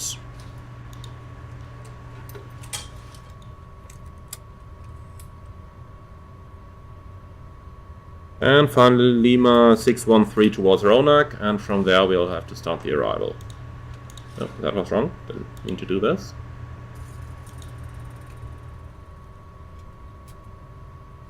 So scroll down to the empty field like this. Menu, load airway. Now we take Lima 613 from the list. And we'll follow that one until Ronak. So it's basically pretty straightforward once you are familiar with how this works. So where's Ronak? Ah, there it is. Almost missed it. And load. And that's pretty much our routing completed. Then the next thing we can do already is to select our approach, which is going to be the RMP approach in runway 21, I guess. Let me just quickly review the wind before I put something incorrect in. So arrival, Samedan is showing us 050 at 7. So it would actually be runway 03, okay. Do we have an approach at 03 from Ronak? Probably not. No, we don't. But let's actually take the slight tailwind and then we'll just do runway 21 from Ronak. Tailwind is not too much, so should be fine. And we can load this one. Alright, that's the programming of the route completed. Now what you have to be aware of here is your electrical voltage, because it already went down to 25. So, yeah, it is a little bit, see now it's 24.9, so that is going down pretty quickly. So, I know in some business jets in real life they actually start an engine before they start programming the arrival, because it just makes things, you know, it takes the time pressure away from you. So, let's have a look at the starting engine checklist. Do not exceed 830 degrees, and operating engine into increase 10% above idle. And then start the other engine. Okay, so let's go ahead and do that. Fuel boosters go to normal. Beacon light on. Thrust levers are cut off. Okay, start engine 2. Actually disengage the starter. Before we start an engine, we should actually refuel the airplane. That would be quite helpful. So we'll just go at 100% fuel once again. Because it is currently not very reliable. Actually, we should take 2,400 pounds according to SimReef, so if we're going maximum fuel, that's probably gonna be alright. So, start engine number 2 now.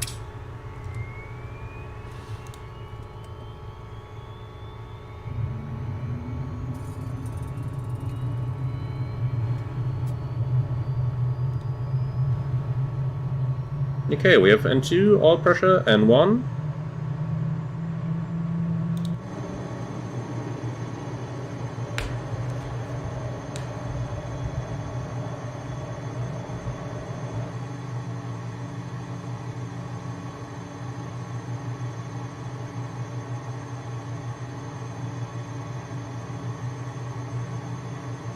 Takes a long time for the engine to start compared to the Hondajet, doesn't it? It looks like everything's green, so generator can go online and start the left engine.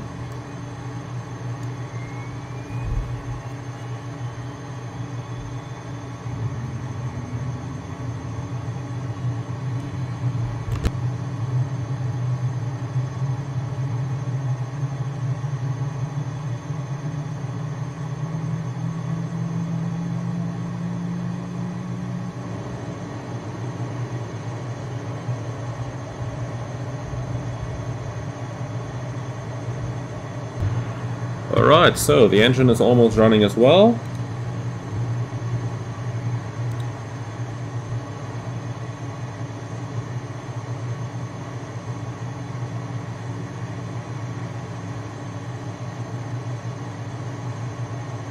Perfect, so we have 2 good starts.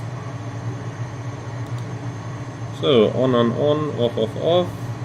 Here static can go on, windshield anti-ice, we don't need that at the moment. Nav lights on, passenger safety on, it acquired a GPS position, very good.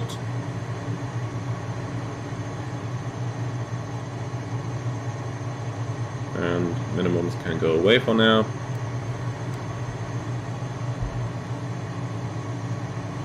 Alright, very good. So, last thing I missed earlier on, I just noticed that now, is the initial altitude. Actually no, 4,000 feet is correct already. And of course the transponder code is going back towards 2,000.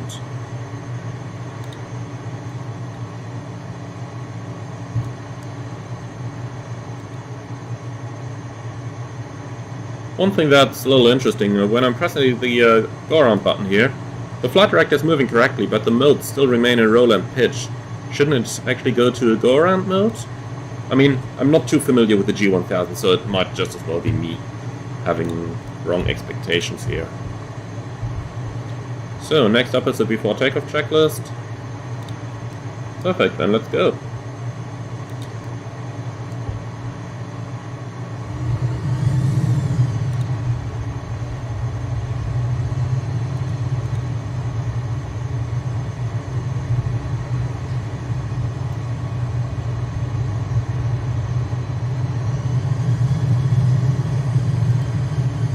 Oh, and while I see this on the iPhone, of course we are taking 4 passengers.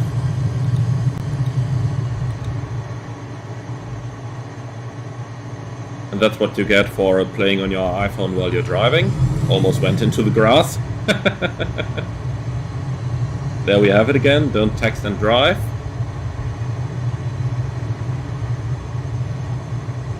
By the way, I gotta correct my earlier statement. Apparently, if you select a passenger over here, it just shows the passenger on the respective seat. So, here we are. Now we've got everyone in the cabin.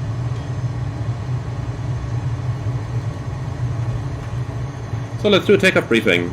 Left seat takeoff, runway 07, flaps in the takeoff position, noise abatement procedure number 2, and the departure is taking us straight out via the Mike Alpha 031 point with a right hand turn. 4,000 feet. We are on the departure frequency already, which is Unicom, and in the engine out case we can go straight ahead as well, climbing 4,000 feet. Any questions? Then, ooh, that was quite a way down.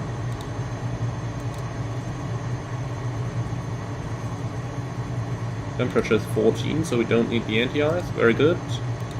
Transponder on alt, and we're ready to go.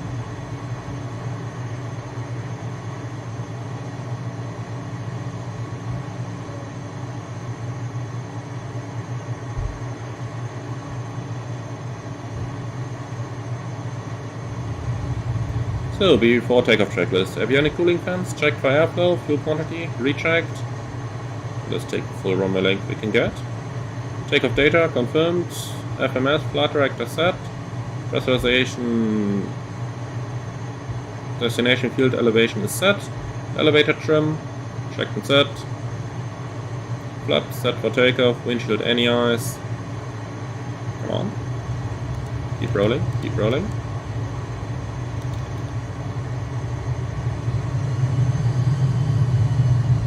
Here we are.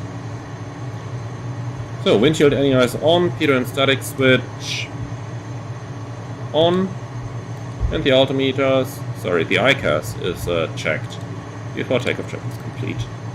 Then let's go. Timing.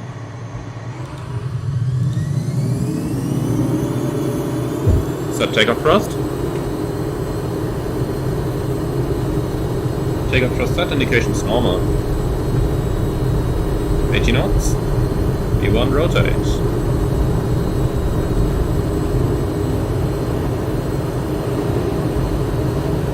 Europe.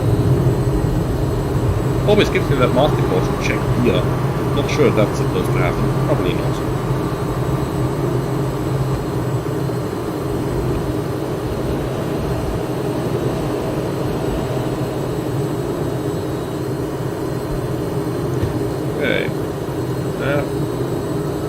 Level change, autopilot, yaw damper.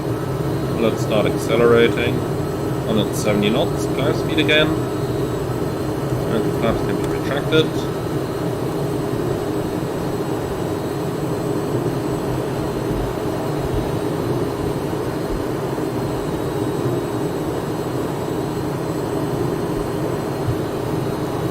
So, after takeoff checklists, we have hard capture. Landing gear up, flaps up, climb power set, scale 95%.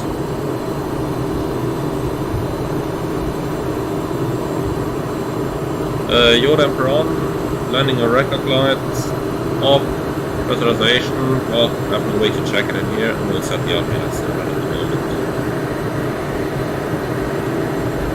Okay, let's continue our climb.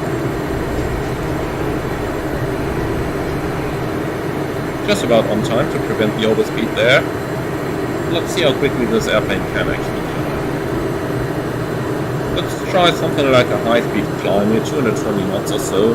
Normal would be 170, but if there is lots of traffic around, or if you're departing from an international airport, or the airline is flying behind you, you probably don't want to do 170 knots. So let's see how quickly this airplane can actually go up. I'll set level 250 as well already for the cruise. And when that is in, we'll set the altimeters this time out.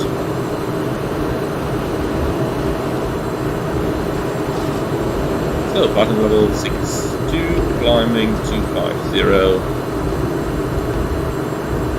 And that's the after takeoff climb check is complete then.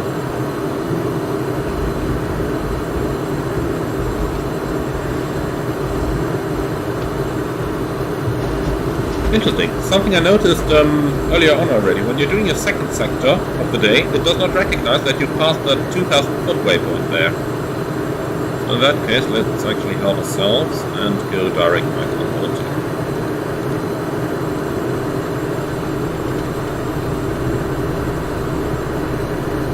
Degrees, precipitation outside, anti-ice on, and please stay off my direct.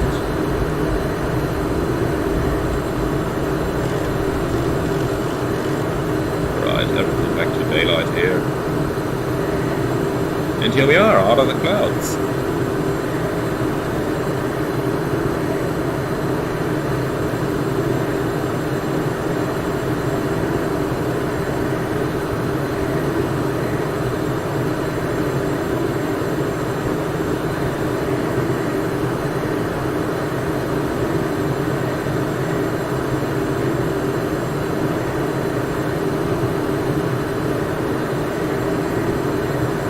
Then, Metal Eye, you're asking the question of all questions. I need a small plane too, just can't choose yet. Basically as real as it gets. Which is the best? Yeah, that's the good question. So both of them have their upsides and their downsides. As of right now, the 2nd October 2022, if I need to recommend a plane, I would recommend the Hondajet over the Mustang. And the reason for that is as follows. Right now, we have basically a version 1.0 of the Mustang, while the Hondajet already has a couple of months of patching inside it. So, the Hondajet is a little bit more polished at the moment. So if you want an airplane right now, go for the Hondajet. For the future, let's assume that the Mustang is brought all the way up to the same level of polishing as the Hondajet. Then, I would actually find it pretty hard to make a recommendation. Because if everything in the Mustang worked the same way it does in the Hondajet, then we would more or less have the benefits of the working title G1000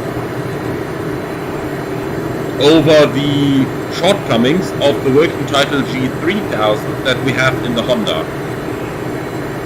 However, working title is working on an update for the G3000 to bring it to the same level as the 1000.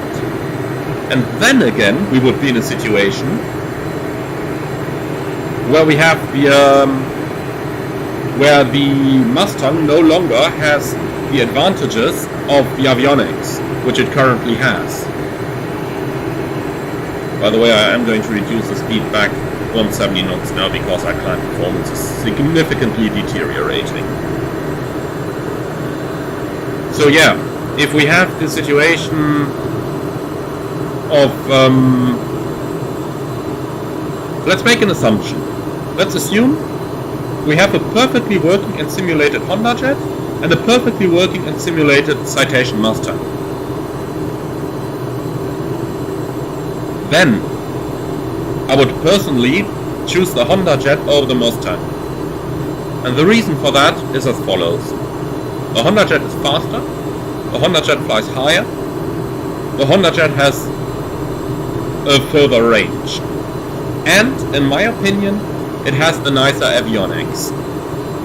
But of course, if you prefer the style of the G1000 over here, then the Mustang is going to be a really good add-on. But for now, it still needs a lot of patching before we are actually going to reach that point, so it does show a lot of potential, but it is not quite there yet, to call it that way. It seems like at least the problems with the range and the fuel flow and the climb performance should have been solved before the initial release. But that is of course my personal opinion, and I can totally understand if anyone else says, well, I would rather have the plane now and have them sort out those issues later. So I can understand both points. In my opinion, they should have done a bit more polishing before the release, but then again, I'm saying the very same thing to PMDG every time before we release a 737, and the community is still receiving them rather well, so I might just be a little bit off. Let's call it, I might just have a little bit too high expectations, personally, as well there. Anyway, that is my very first feedback on the Hondajet and the Mustang. Now, let's see if that is going to change after our approach into Samedan, because I'm really excited to see how the RNAV approach is going to perform in this one. The Hondajet, I've done it already in Samedan, and it worked pretty well. Even though the Honda is a little bit limited due to the working title at the moment, but those are known issues. So I'm not all too worried about those at the moment.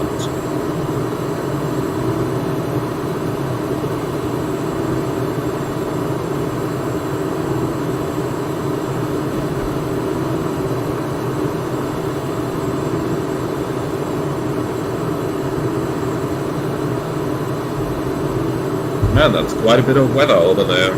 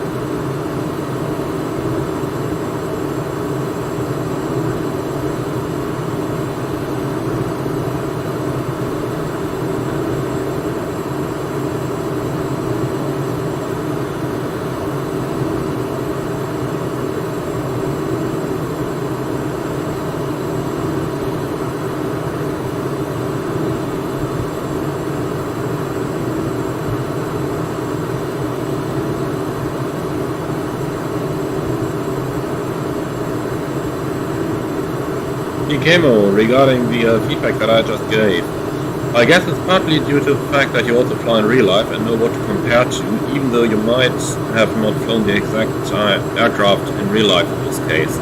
Yeah, I guess that's pretty much it. I mean, I do have certain expectations how aircraft would handle, which are driven in large points due to how the 737 handles, and of course due to the general ATPL theory and ATPL practical points. So, of course, I have different expectations from add-ons than the vast majority of Zimmers have. But even with those expectations, I have to say, the basic version of the Mustang that I'm flying right now does fly and feel pretty nice. So, overall, I would not say that this is a bad add-on or anything. Quite the opposite, indeed. It is quite a fun thing to fly, even though it definitely needs a lot of polishing. But then again, I've done a lot of beta tests as well, and I know what the 737 initially looked like when it went into beta in MSFS. And let's put it that way, it has done quite a significant leap. If the Mustang is going to be any similar to that, then I'm absolutely convinced this is going to be an excellent add-on in a couple of months' time. I mean, it is fun to fly now already, with a little bit of shortcomings.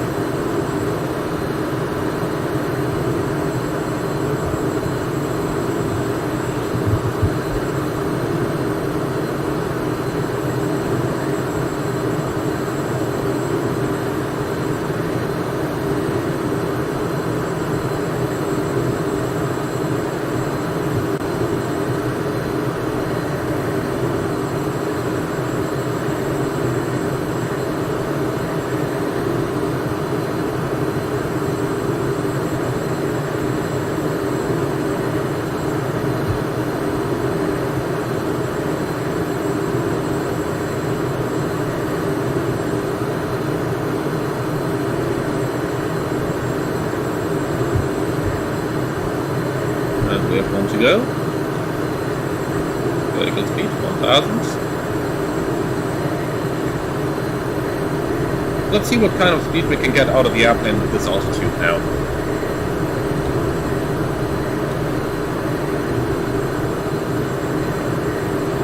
I'll put the original tables back on screen of the Cessna, so here they are. And we can see at 25,000, we're pretty happy, so we should get a true airspeed in the region around 340 knots out of the plane now, with around about 840 pounds per hour fuel flow. So let's see what that's going to go into. 340 knots at 800 pounds. We can see already that the fuel flow is quite a bit higher, 650. We're still in climb power, of course. Let's see if we can first of all achieve the speed that we want to fly. For those of you who just joined for the second sector and haven't been there on the first sector, the airplane does have some problems with cruising speed and fuel consumption in the cruise. So at the moment we are looking at, or rather on the earlier flight, we should have had a cruise speed of 330 knots true, and we only got 295 out of the plane, while the fuel flow has been almost double of what it was supposed to have. So let's see what's going to happen on this one.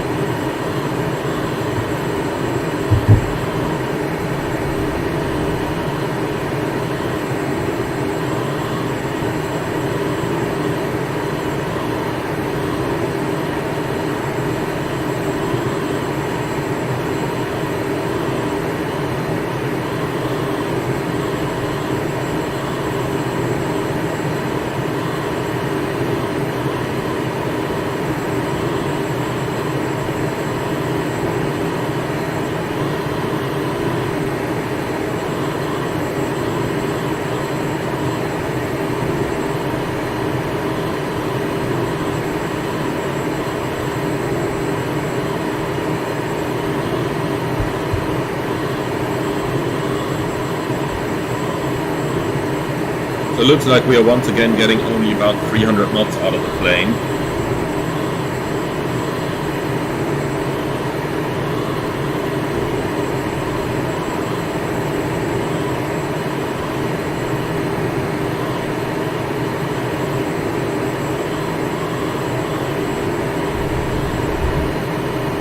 Oh, another feature I'd like is the arc that indicates estimated to target altitude.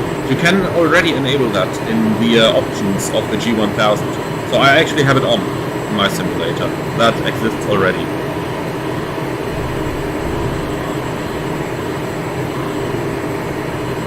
Then Paul, different quality developer team behind this plane compared to PMDG.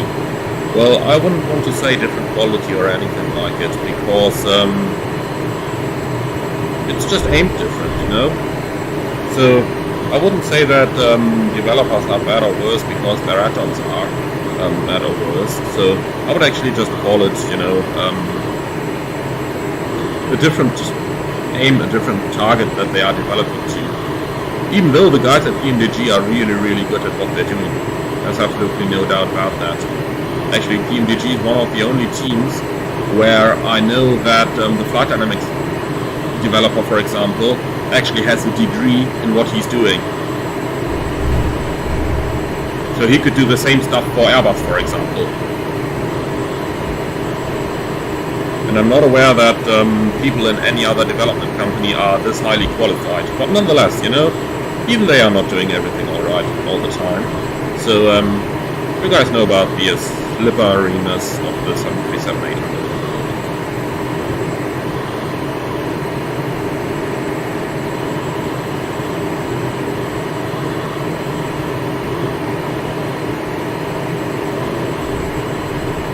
Right, so it looks like we're getting 310 knots out of the plane, so again 30 knots slower than what it should be.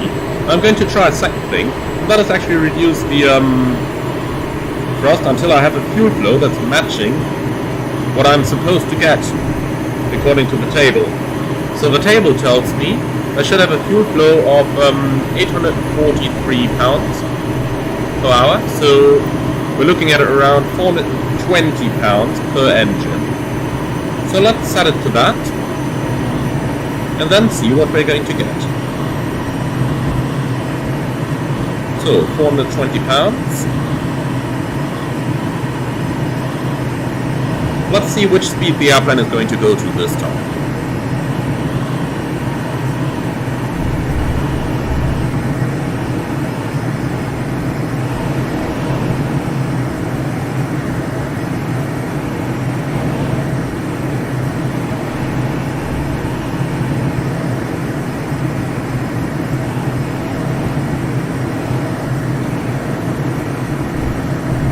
In the meantime, by the way, there is currently no air traffic control online in the region around us, so Let's take ourselves a small shortcut here.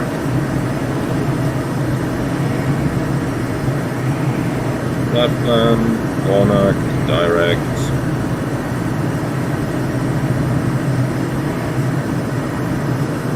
Enter.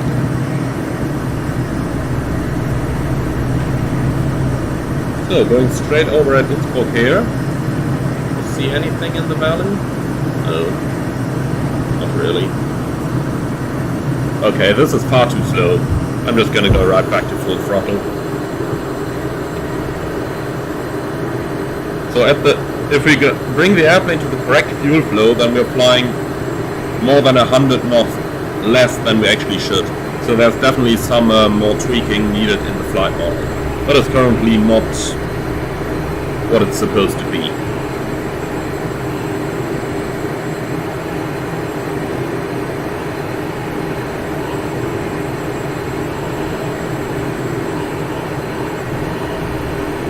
Another comment there from boarding time. One of the guys that made this aircraft is my neighbor. So cool to see this from a big streamer.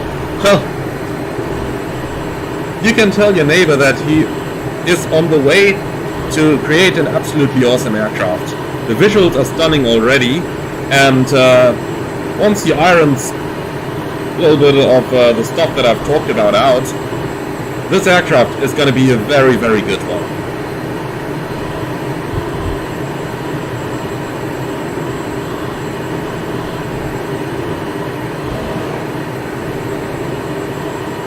So let's see, we've got Warthog at 14,000, gives us the top of descent in 8 minutes. That's very good.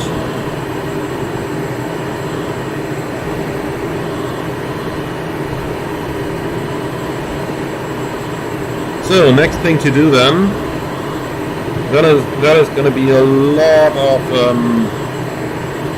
turning knobs now. Let's set the minimums, 9,500 feet.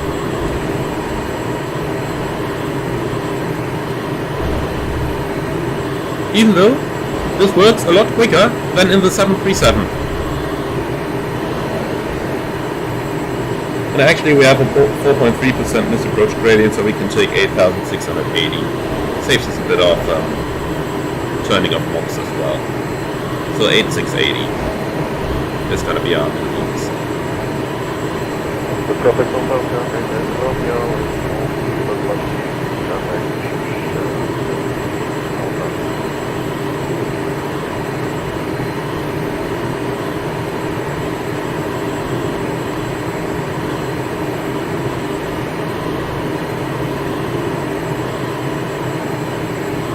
Here we are, 8680. Come on, faster than I initially was afraid it would. Okay, so perfect.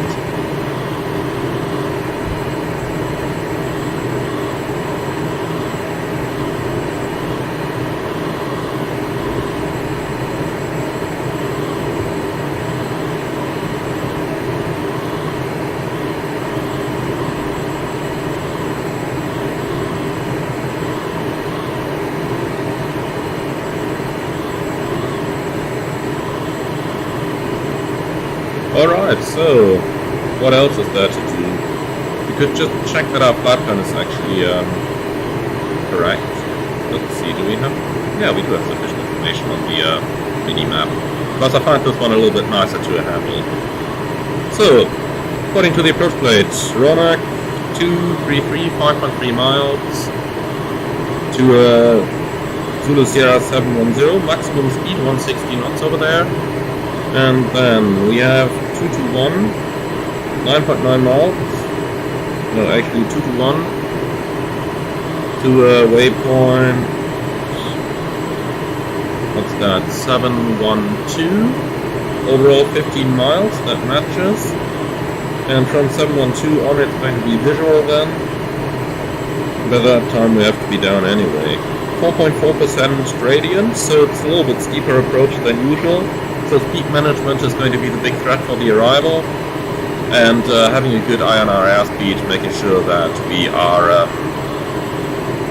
slow enough that we can extend the flaps by the time we join the final approach, and then it shouldn't be a problem to fly the thing down. Okay, So that's pretty much our approach briefing. Not a lot more to say there really. 110 knots approach speed and runway 21, 1,840 meters long, slight tailwind. We'll vacate the runway almost at the end, to the right onto the main apron, and there's really nothing more to say about this. Okay. Samedan Airport itself, 5,602 feet. So a rather high elevation airport. Actually highest elevation that there is in Europe.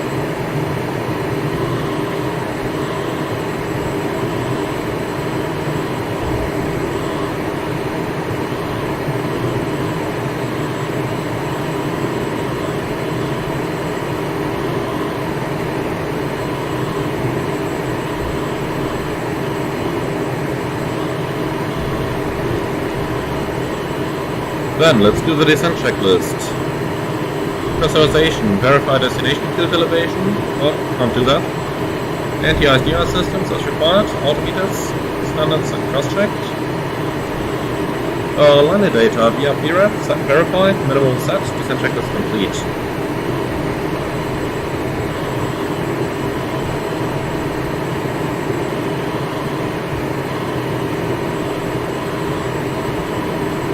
Then, Trolling Thunder, nice username. How about PMS50 compatibility? No, it's not compatibility with, it's not compatible with the GTN 750. Matteo, where are we flying to? We are going towards Samedan, which is, first of all, a really cool airport. Secondly, it has a really good rendition from OBS. And third, it's the highest elevation airport we have here in Europe at 5,600 feet elevation. And it's got a beautiful approach. I'm hoping that the clouds are going to clear up a little bit so that we can get a better view of the arrival. But even if they don't, the minimums is like 3,000 and a bit feet above the ground, 3,107 to be exact. So we are going to have a really nice view on our arrival.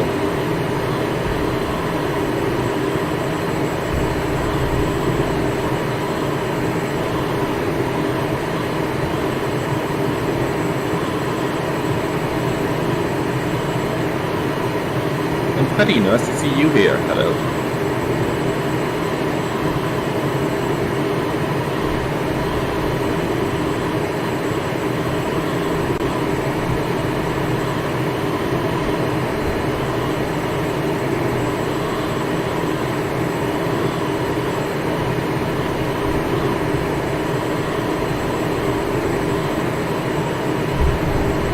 Alright, I'll be switching to the outside view again.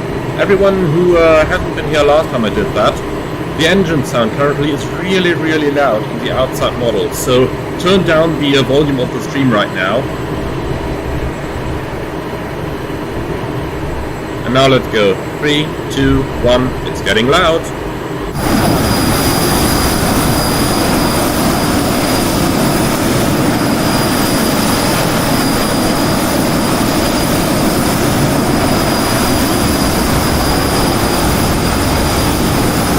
So, this is our lovely Citation Mustang. And some not so lovely travelers, it seems.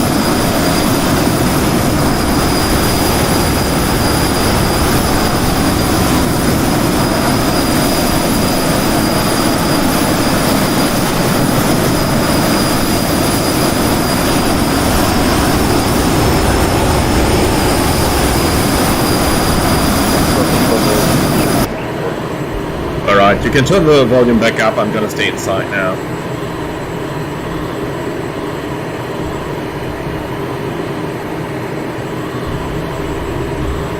Something I didn't mention before, here in the stream. The Mustang actually comes in 3 different versions. We have the High Sierra version, should be the one we're flying right now if I'm not mistaken. No, actually it's not, we're flying the standard version. So that one has a little bit less thrust available and is not exactly made for high elevation airports. Even though our destination at 5,600 feet still does not fall under the high elevation category, I have to add that. Then we have the high elevation version, and I'm just about missing my top descent once again, so let's go yes, and run after the path once again. So we have our high elevation fluid version, and that is the one that I find really interesting, that I'm probably going to feature in my next stream, even though I don't quite know yet when that exactly is going to be. Then we have the medical evacuation version. So that one has a different cabin as well, in that you have a patient lying down here on, well, what's even the English word for that? And that it's configured pretty much like an ambulance, and that it's made for bringing patients from one hospital to the other.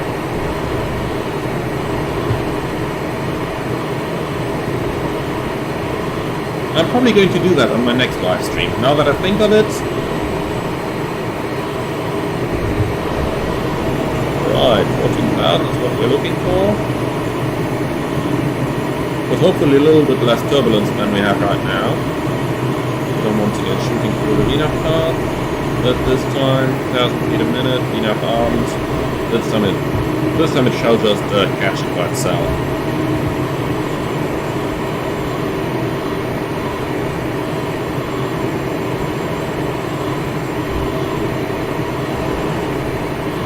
So let's see, weather 090 at 4, slightly variable, 10 kilometers broken at 7,000 feet, 17 degrees, 1024. Remark, transition level 170. Okay, so let's go to altimeter 1024 already. Set, passing 21,900 and 14,000, no flags, no passage.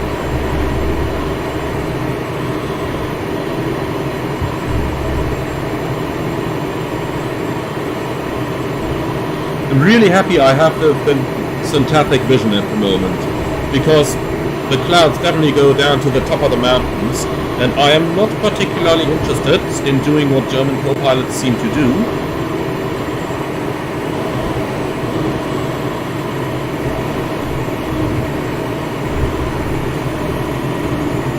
So let's try not to hit one of those mountains. I'm not flying the Phoenix, but nonetheless.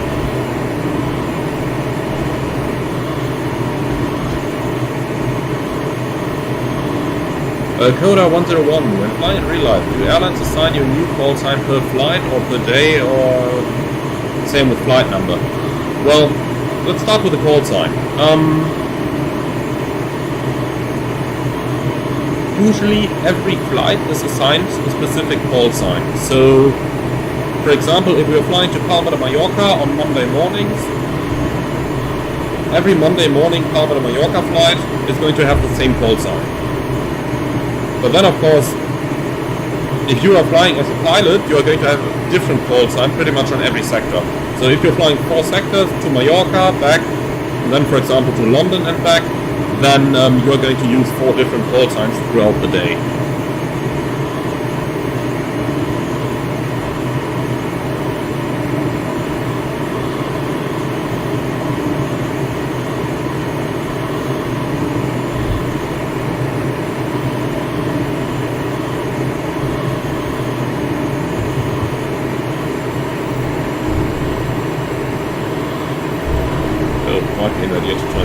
Sign on with that kind of turbulence, but it's already getting weaker, that's good.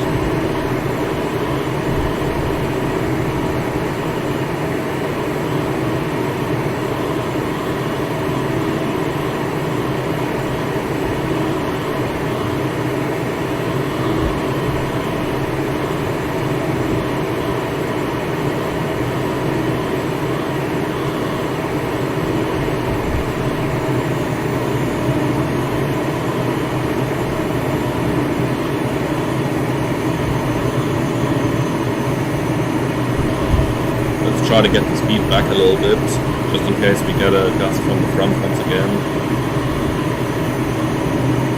Yeah, 56 knots of wind, and we are that close to the mountains. So of course the mountains are pushing the wind upwards, and that's why we get all those turbulence at the moment. Nice view outside, by the way. This is really good. That's where Microsoft Flight Simulator really shines, doesn't it?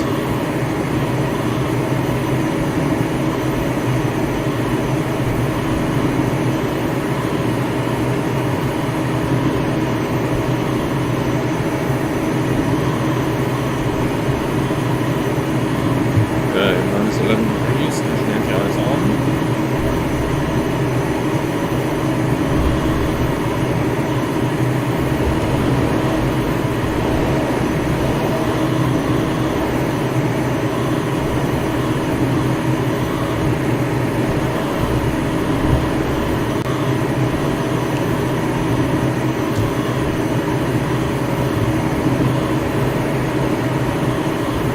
Okay, so we can start our speed reduction. Rolex should be maximum 210 and thereafter at waypoint 710 maximum of 160.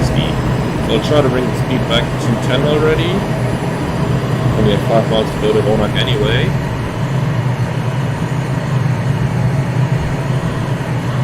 And after Rolex we can descend 13,000, which we have to maintain until the final approach fix, which is waypoint 710. Okay.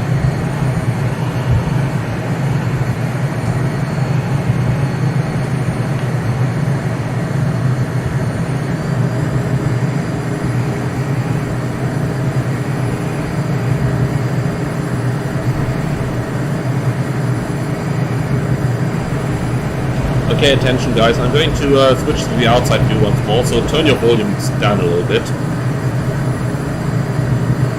3, 2, 1, outside.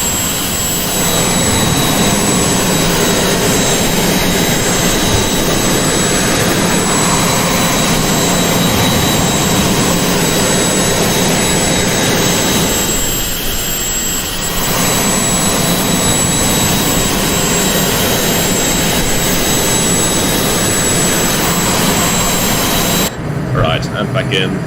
Gotta focus on the actual approach now. Let's go down 13,000. And Vina is armed once again. And the speed back 160.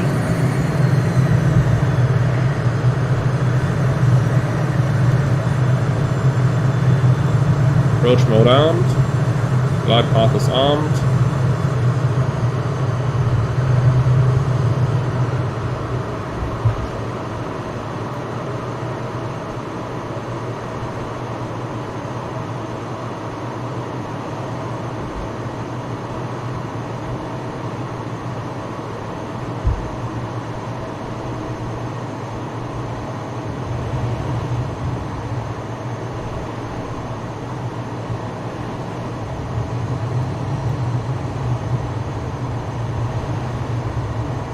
Okay, speed matches.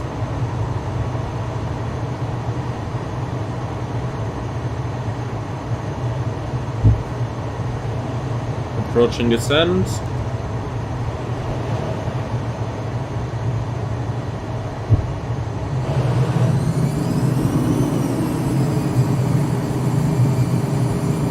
(8,700 feet set, be enough path, and well, we don't have speed implemented.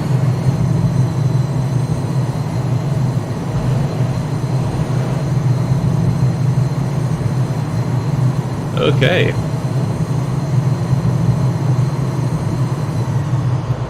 Let's put the flaps into the approach position. That's going to help a little bit with stabilizing the airspeed. And we have glide path capture. So missed approach altitude.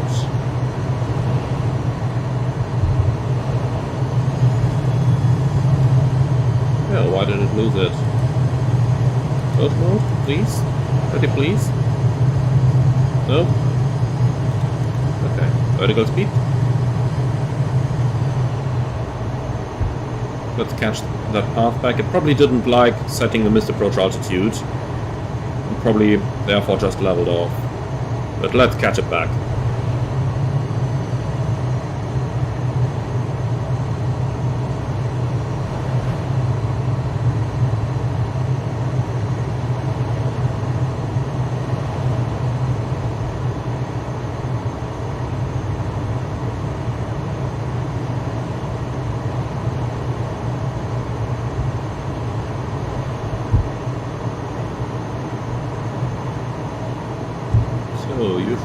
pressure now. Here we go, glide path.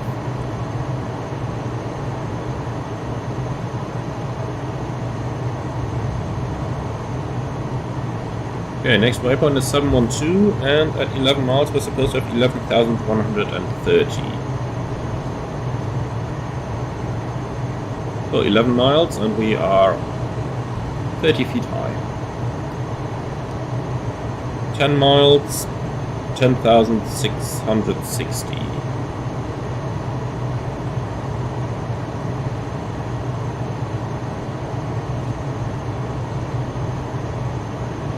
Ten miles, 30 feet high. 9 miles, 1,190.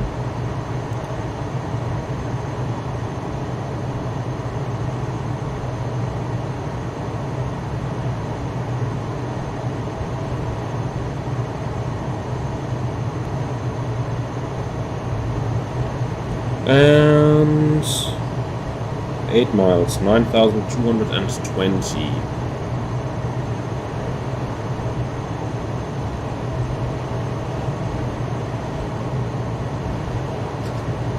Sorry, 9,720 at 8 miles, and that means we are actually almost on glide.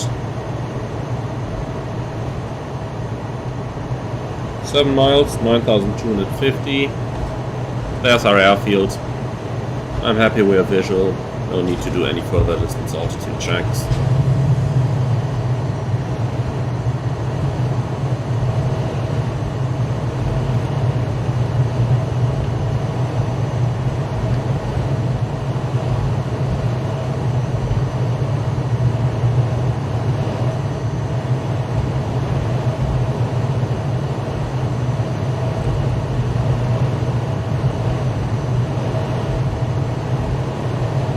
Okay, getting a bit turbulent again, but the wind is coming from the right, so the wind is coming over the mountains. That's why we're getting turbulence down here. That is actually quite expected. So, let's slow ourselves down.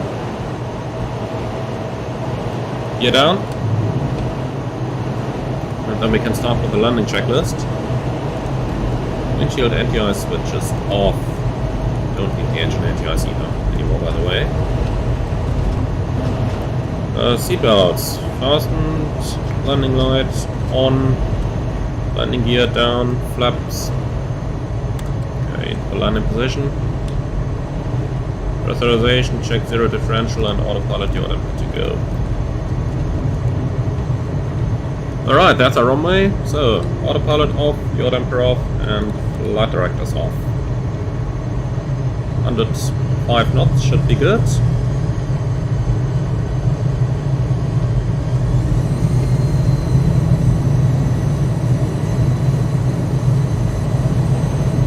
Then our runway is down here.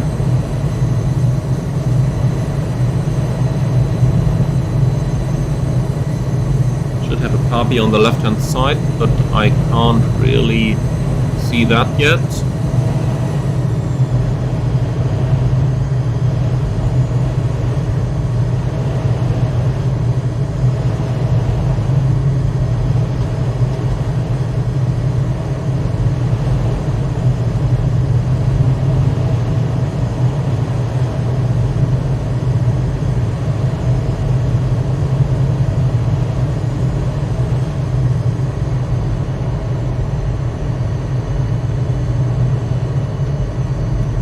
By the way, don't confuse the runway with the grass next to it. The runway is that thing here, while the grass is here. So don't land on the grass. It's a little bit confusing when you have snow lying and they don't clean that runway. Which, by the way, in real life would be a reason not to land on it. But welcome to Microsoft Flight Simulator. Okay, so on Harpy, even though it's a little hard to see, but it looks like we are well established now.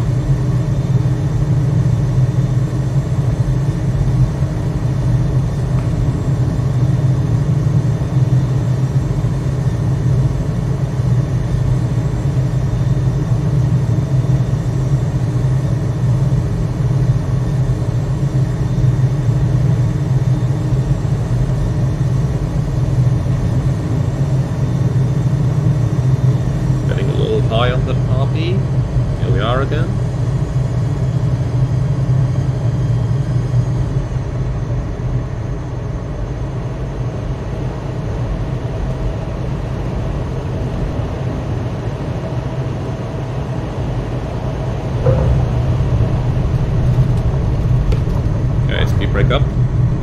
By the way, in weather conditions like this, you should of course bump the airplane onto the runway and not flare it for eternity like I just did. But braking action is pretty good right now, so...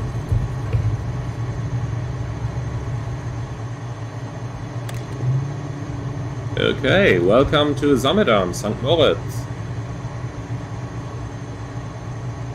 So locate onto the right over here.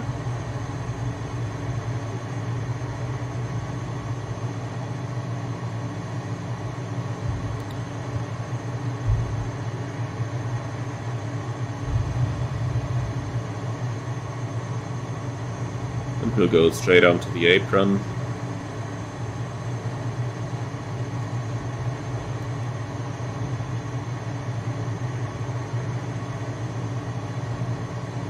No, well, we'll wait with the after-landing checklist until we've actually parked.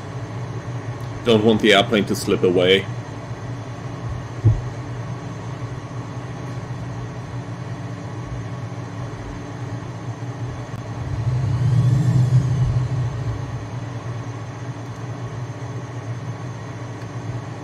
Okay, brake set. Then let's shut the plane down.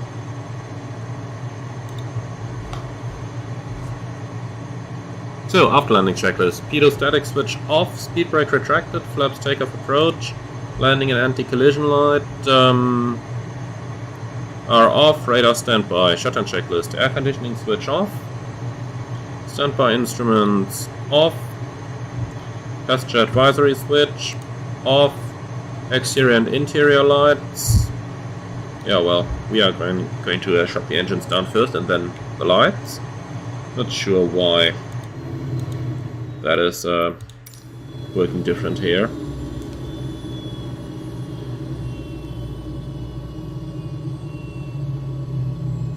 Right, so now lights off.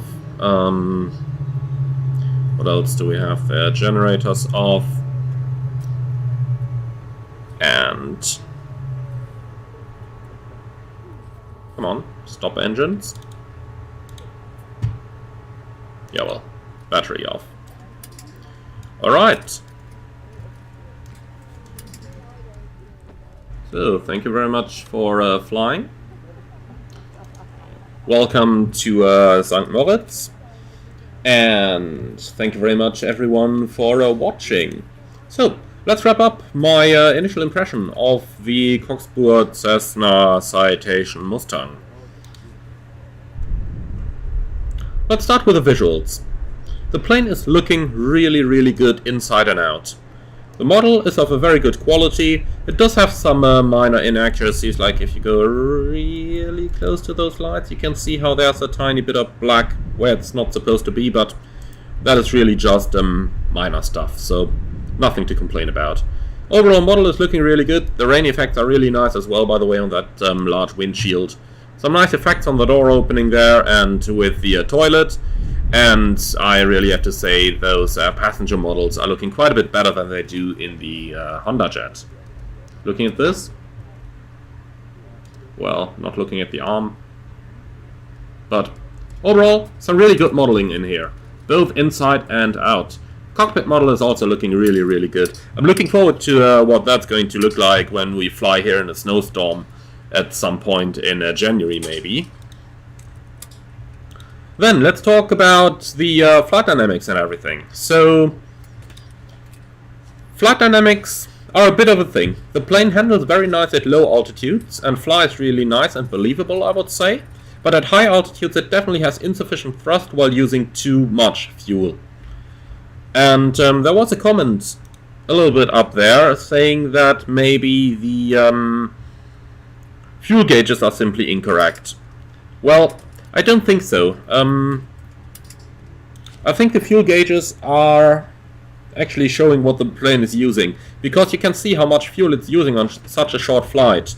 We flew for 1 hour and 20 and... sorry, we actually just flew for 40 minutes and fuel in the tanks is already a third down.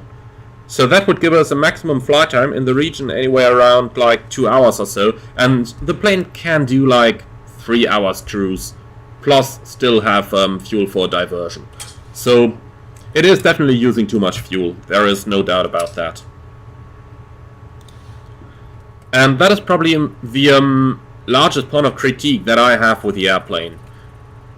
So you just can't fly the missions like you are supposed to be able to fly them.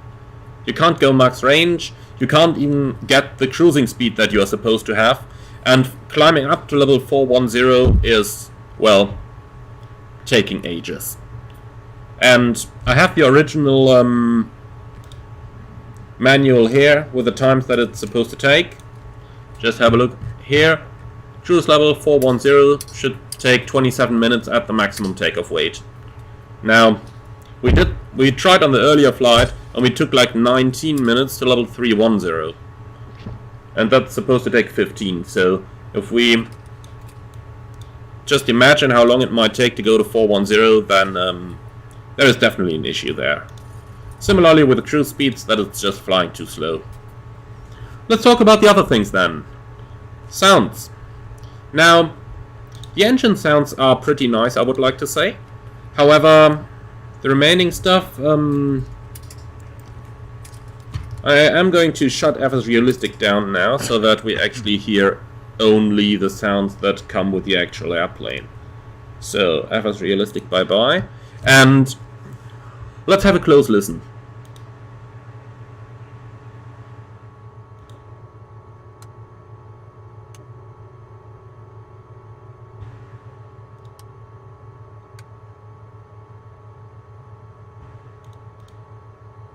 So if you now say that, but I've only heard something when you pressed the anti-collision and navigation lights, then yeah, that's correct. Because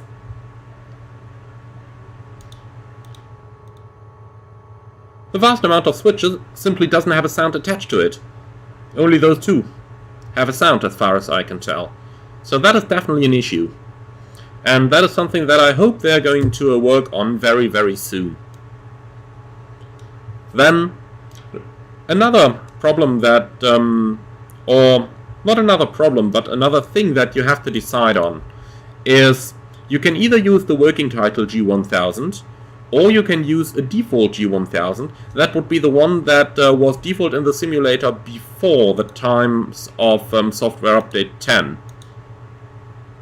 If you use the default one, then your engine instruments and everything are going to be correct. If you use the working title one like I am right now, then you get a very basic engine instrumentation and you don't get any system information at all over here. So you have to decide if you want an accurate systems representation on the screen or if you want an accurate navigational suit in your airplane. Personally, I went for the navigational suit, but I really hope that with a future update they are going to be able to combine the two and actually make it work as it should. But that remains to be seen for the future if they are going to be able to do that or not. Then, autopilot and flight behavior. Not a lot to complain about. Other than that it maybe pitches a little bit too quickly, so that pitching effect, I don't know if you want that or not, but definitely a bit of fixing to be done there. Alright. Then, Johnny is asking, looks like minor fixes that need to be ironed out. If I'm totally honest with you, that is not minor fixes, that is major stuff in my opinion. Especially the flight dynamics, in my personal opinion, would have been a no-go for a release. Because if the plane cannot comply with basic flight data, then, you know. So in my opinion, it's not minor stuff, but it is actually major stuff that they have to sort out. However, the plane does look really promising, and I am really looking forward to see what it's going to be like in a couple of months' time. So I'm very surely going to make another stream round about Christmas or something with this plane, and I'm really looking forward to what it's going to look like then. Because what I can see is that the developer Cockspur are very, very active in their Discord, and that they are pushing a lot of updates to their previous aircraft, And actually, this one has been released 3 days ago, and it already received 2 minor hotfixes. So I'm very sure that they are going to work on those issues that we just talked about. And I am sure that once they've ironed those out, then there are a couple things that I would like to see added. For example, the warning tester over here. But once that is done, I'm very sure that we are going to have a very, very neat aircraft to fly with the 510. So with the Citation Mustang, Cessna 510. And this one definitely holds a lot of potential, and I'm sure that with the updates required, this is actually going to become a great little airplane. Now, all of that said, thank you everyone for watching, and I'm really looking forward to see you all again on the next live stream. Not quite sure yet when that's going to be, but as always, enjoy your Sunday, enjoy your flying, and well, if you do want to support the channel, there is a Buy Me a Coffee link in the video description below. Of course, there is a Patreon link just below that if you want to become a permanent supporter. For now, thank you very much for watching, and I am looking forward to see you all again on the next one.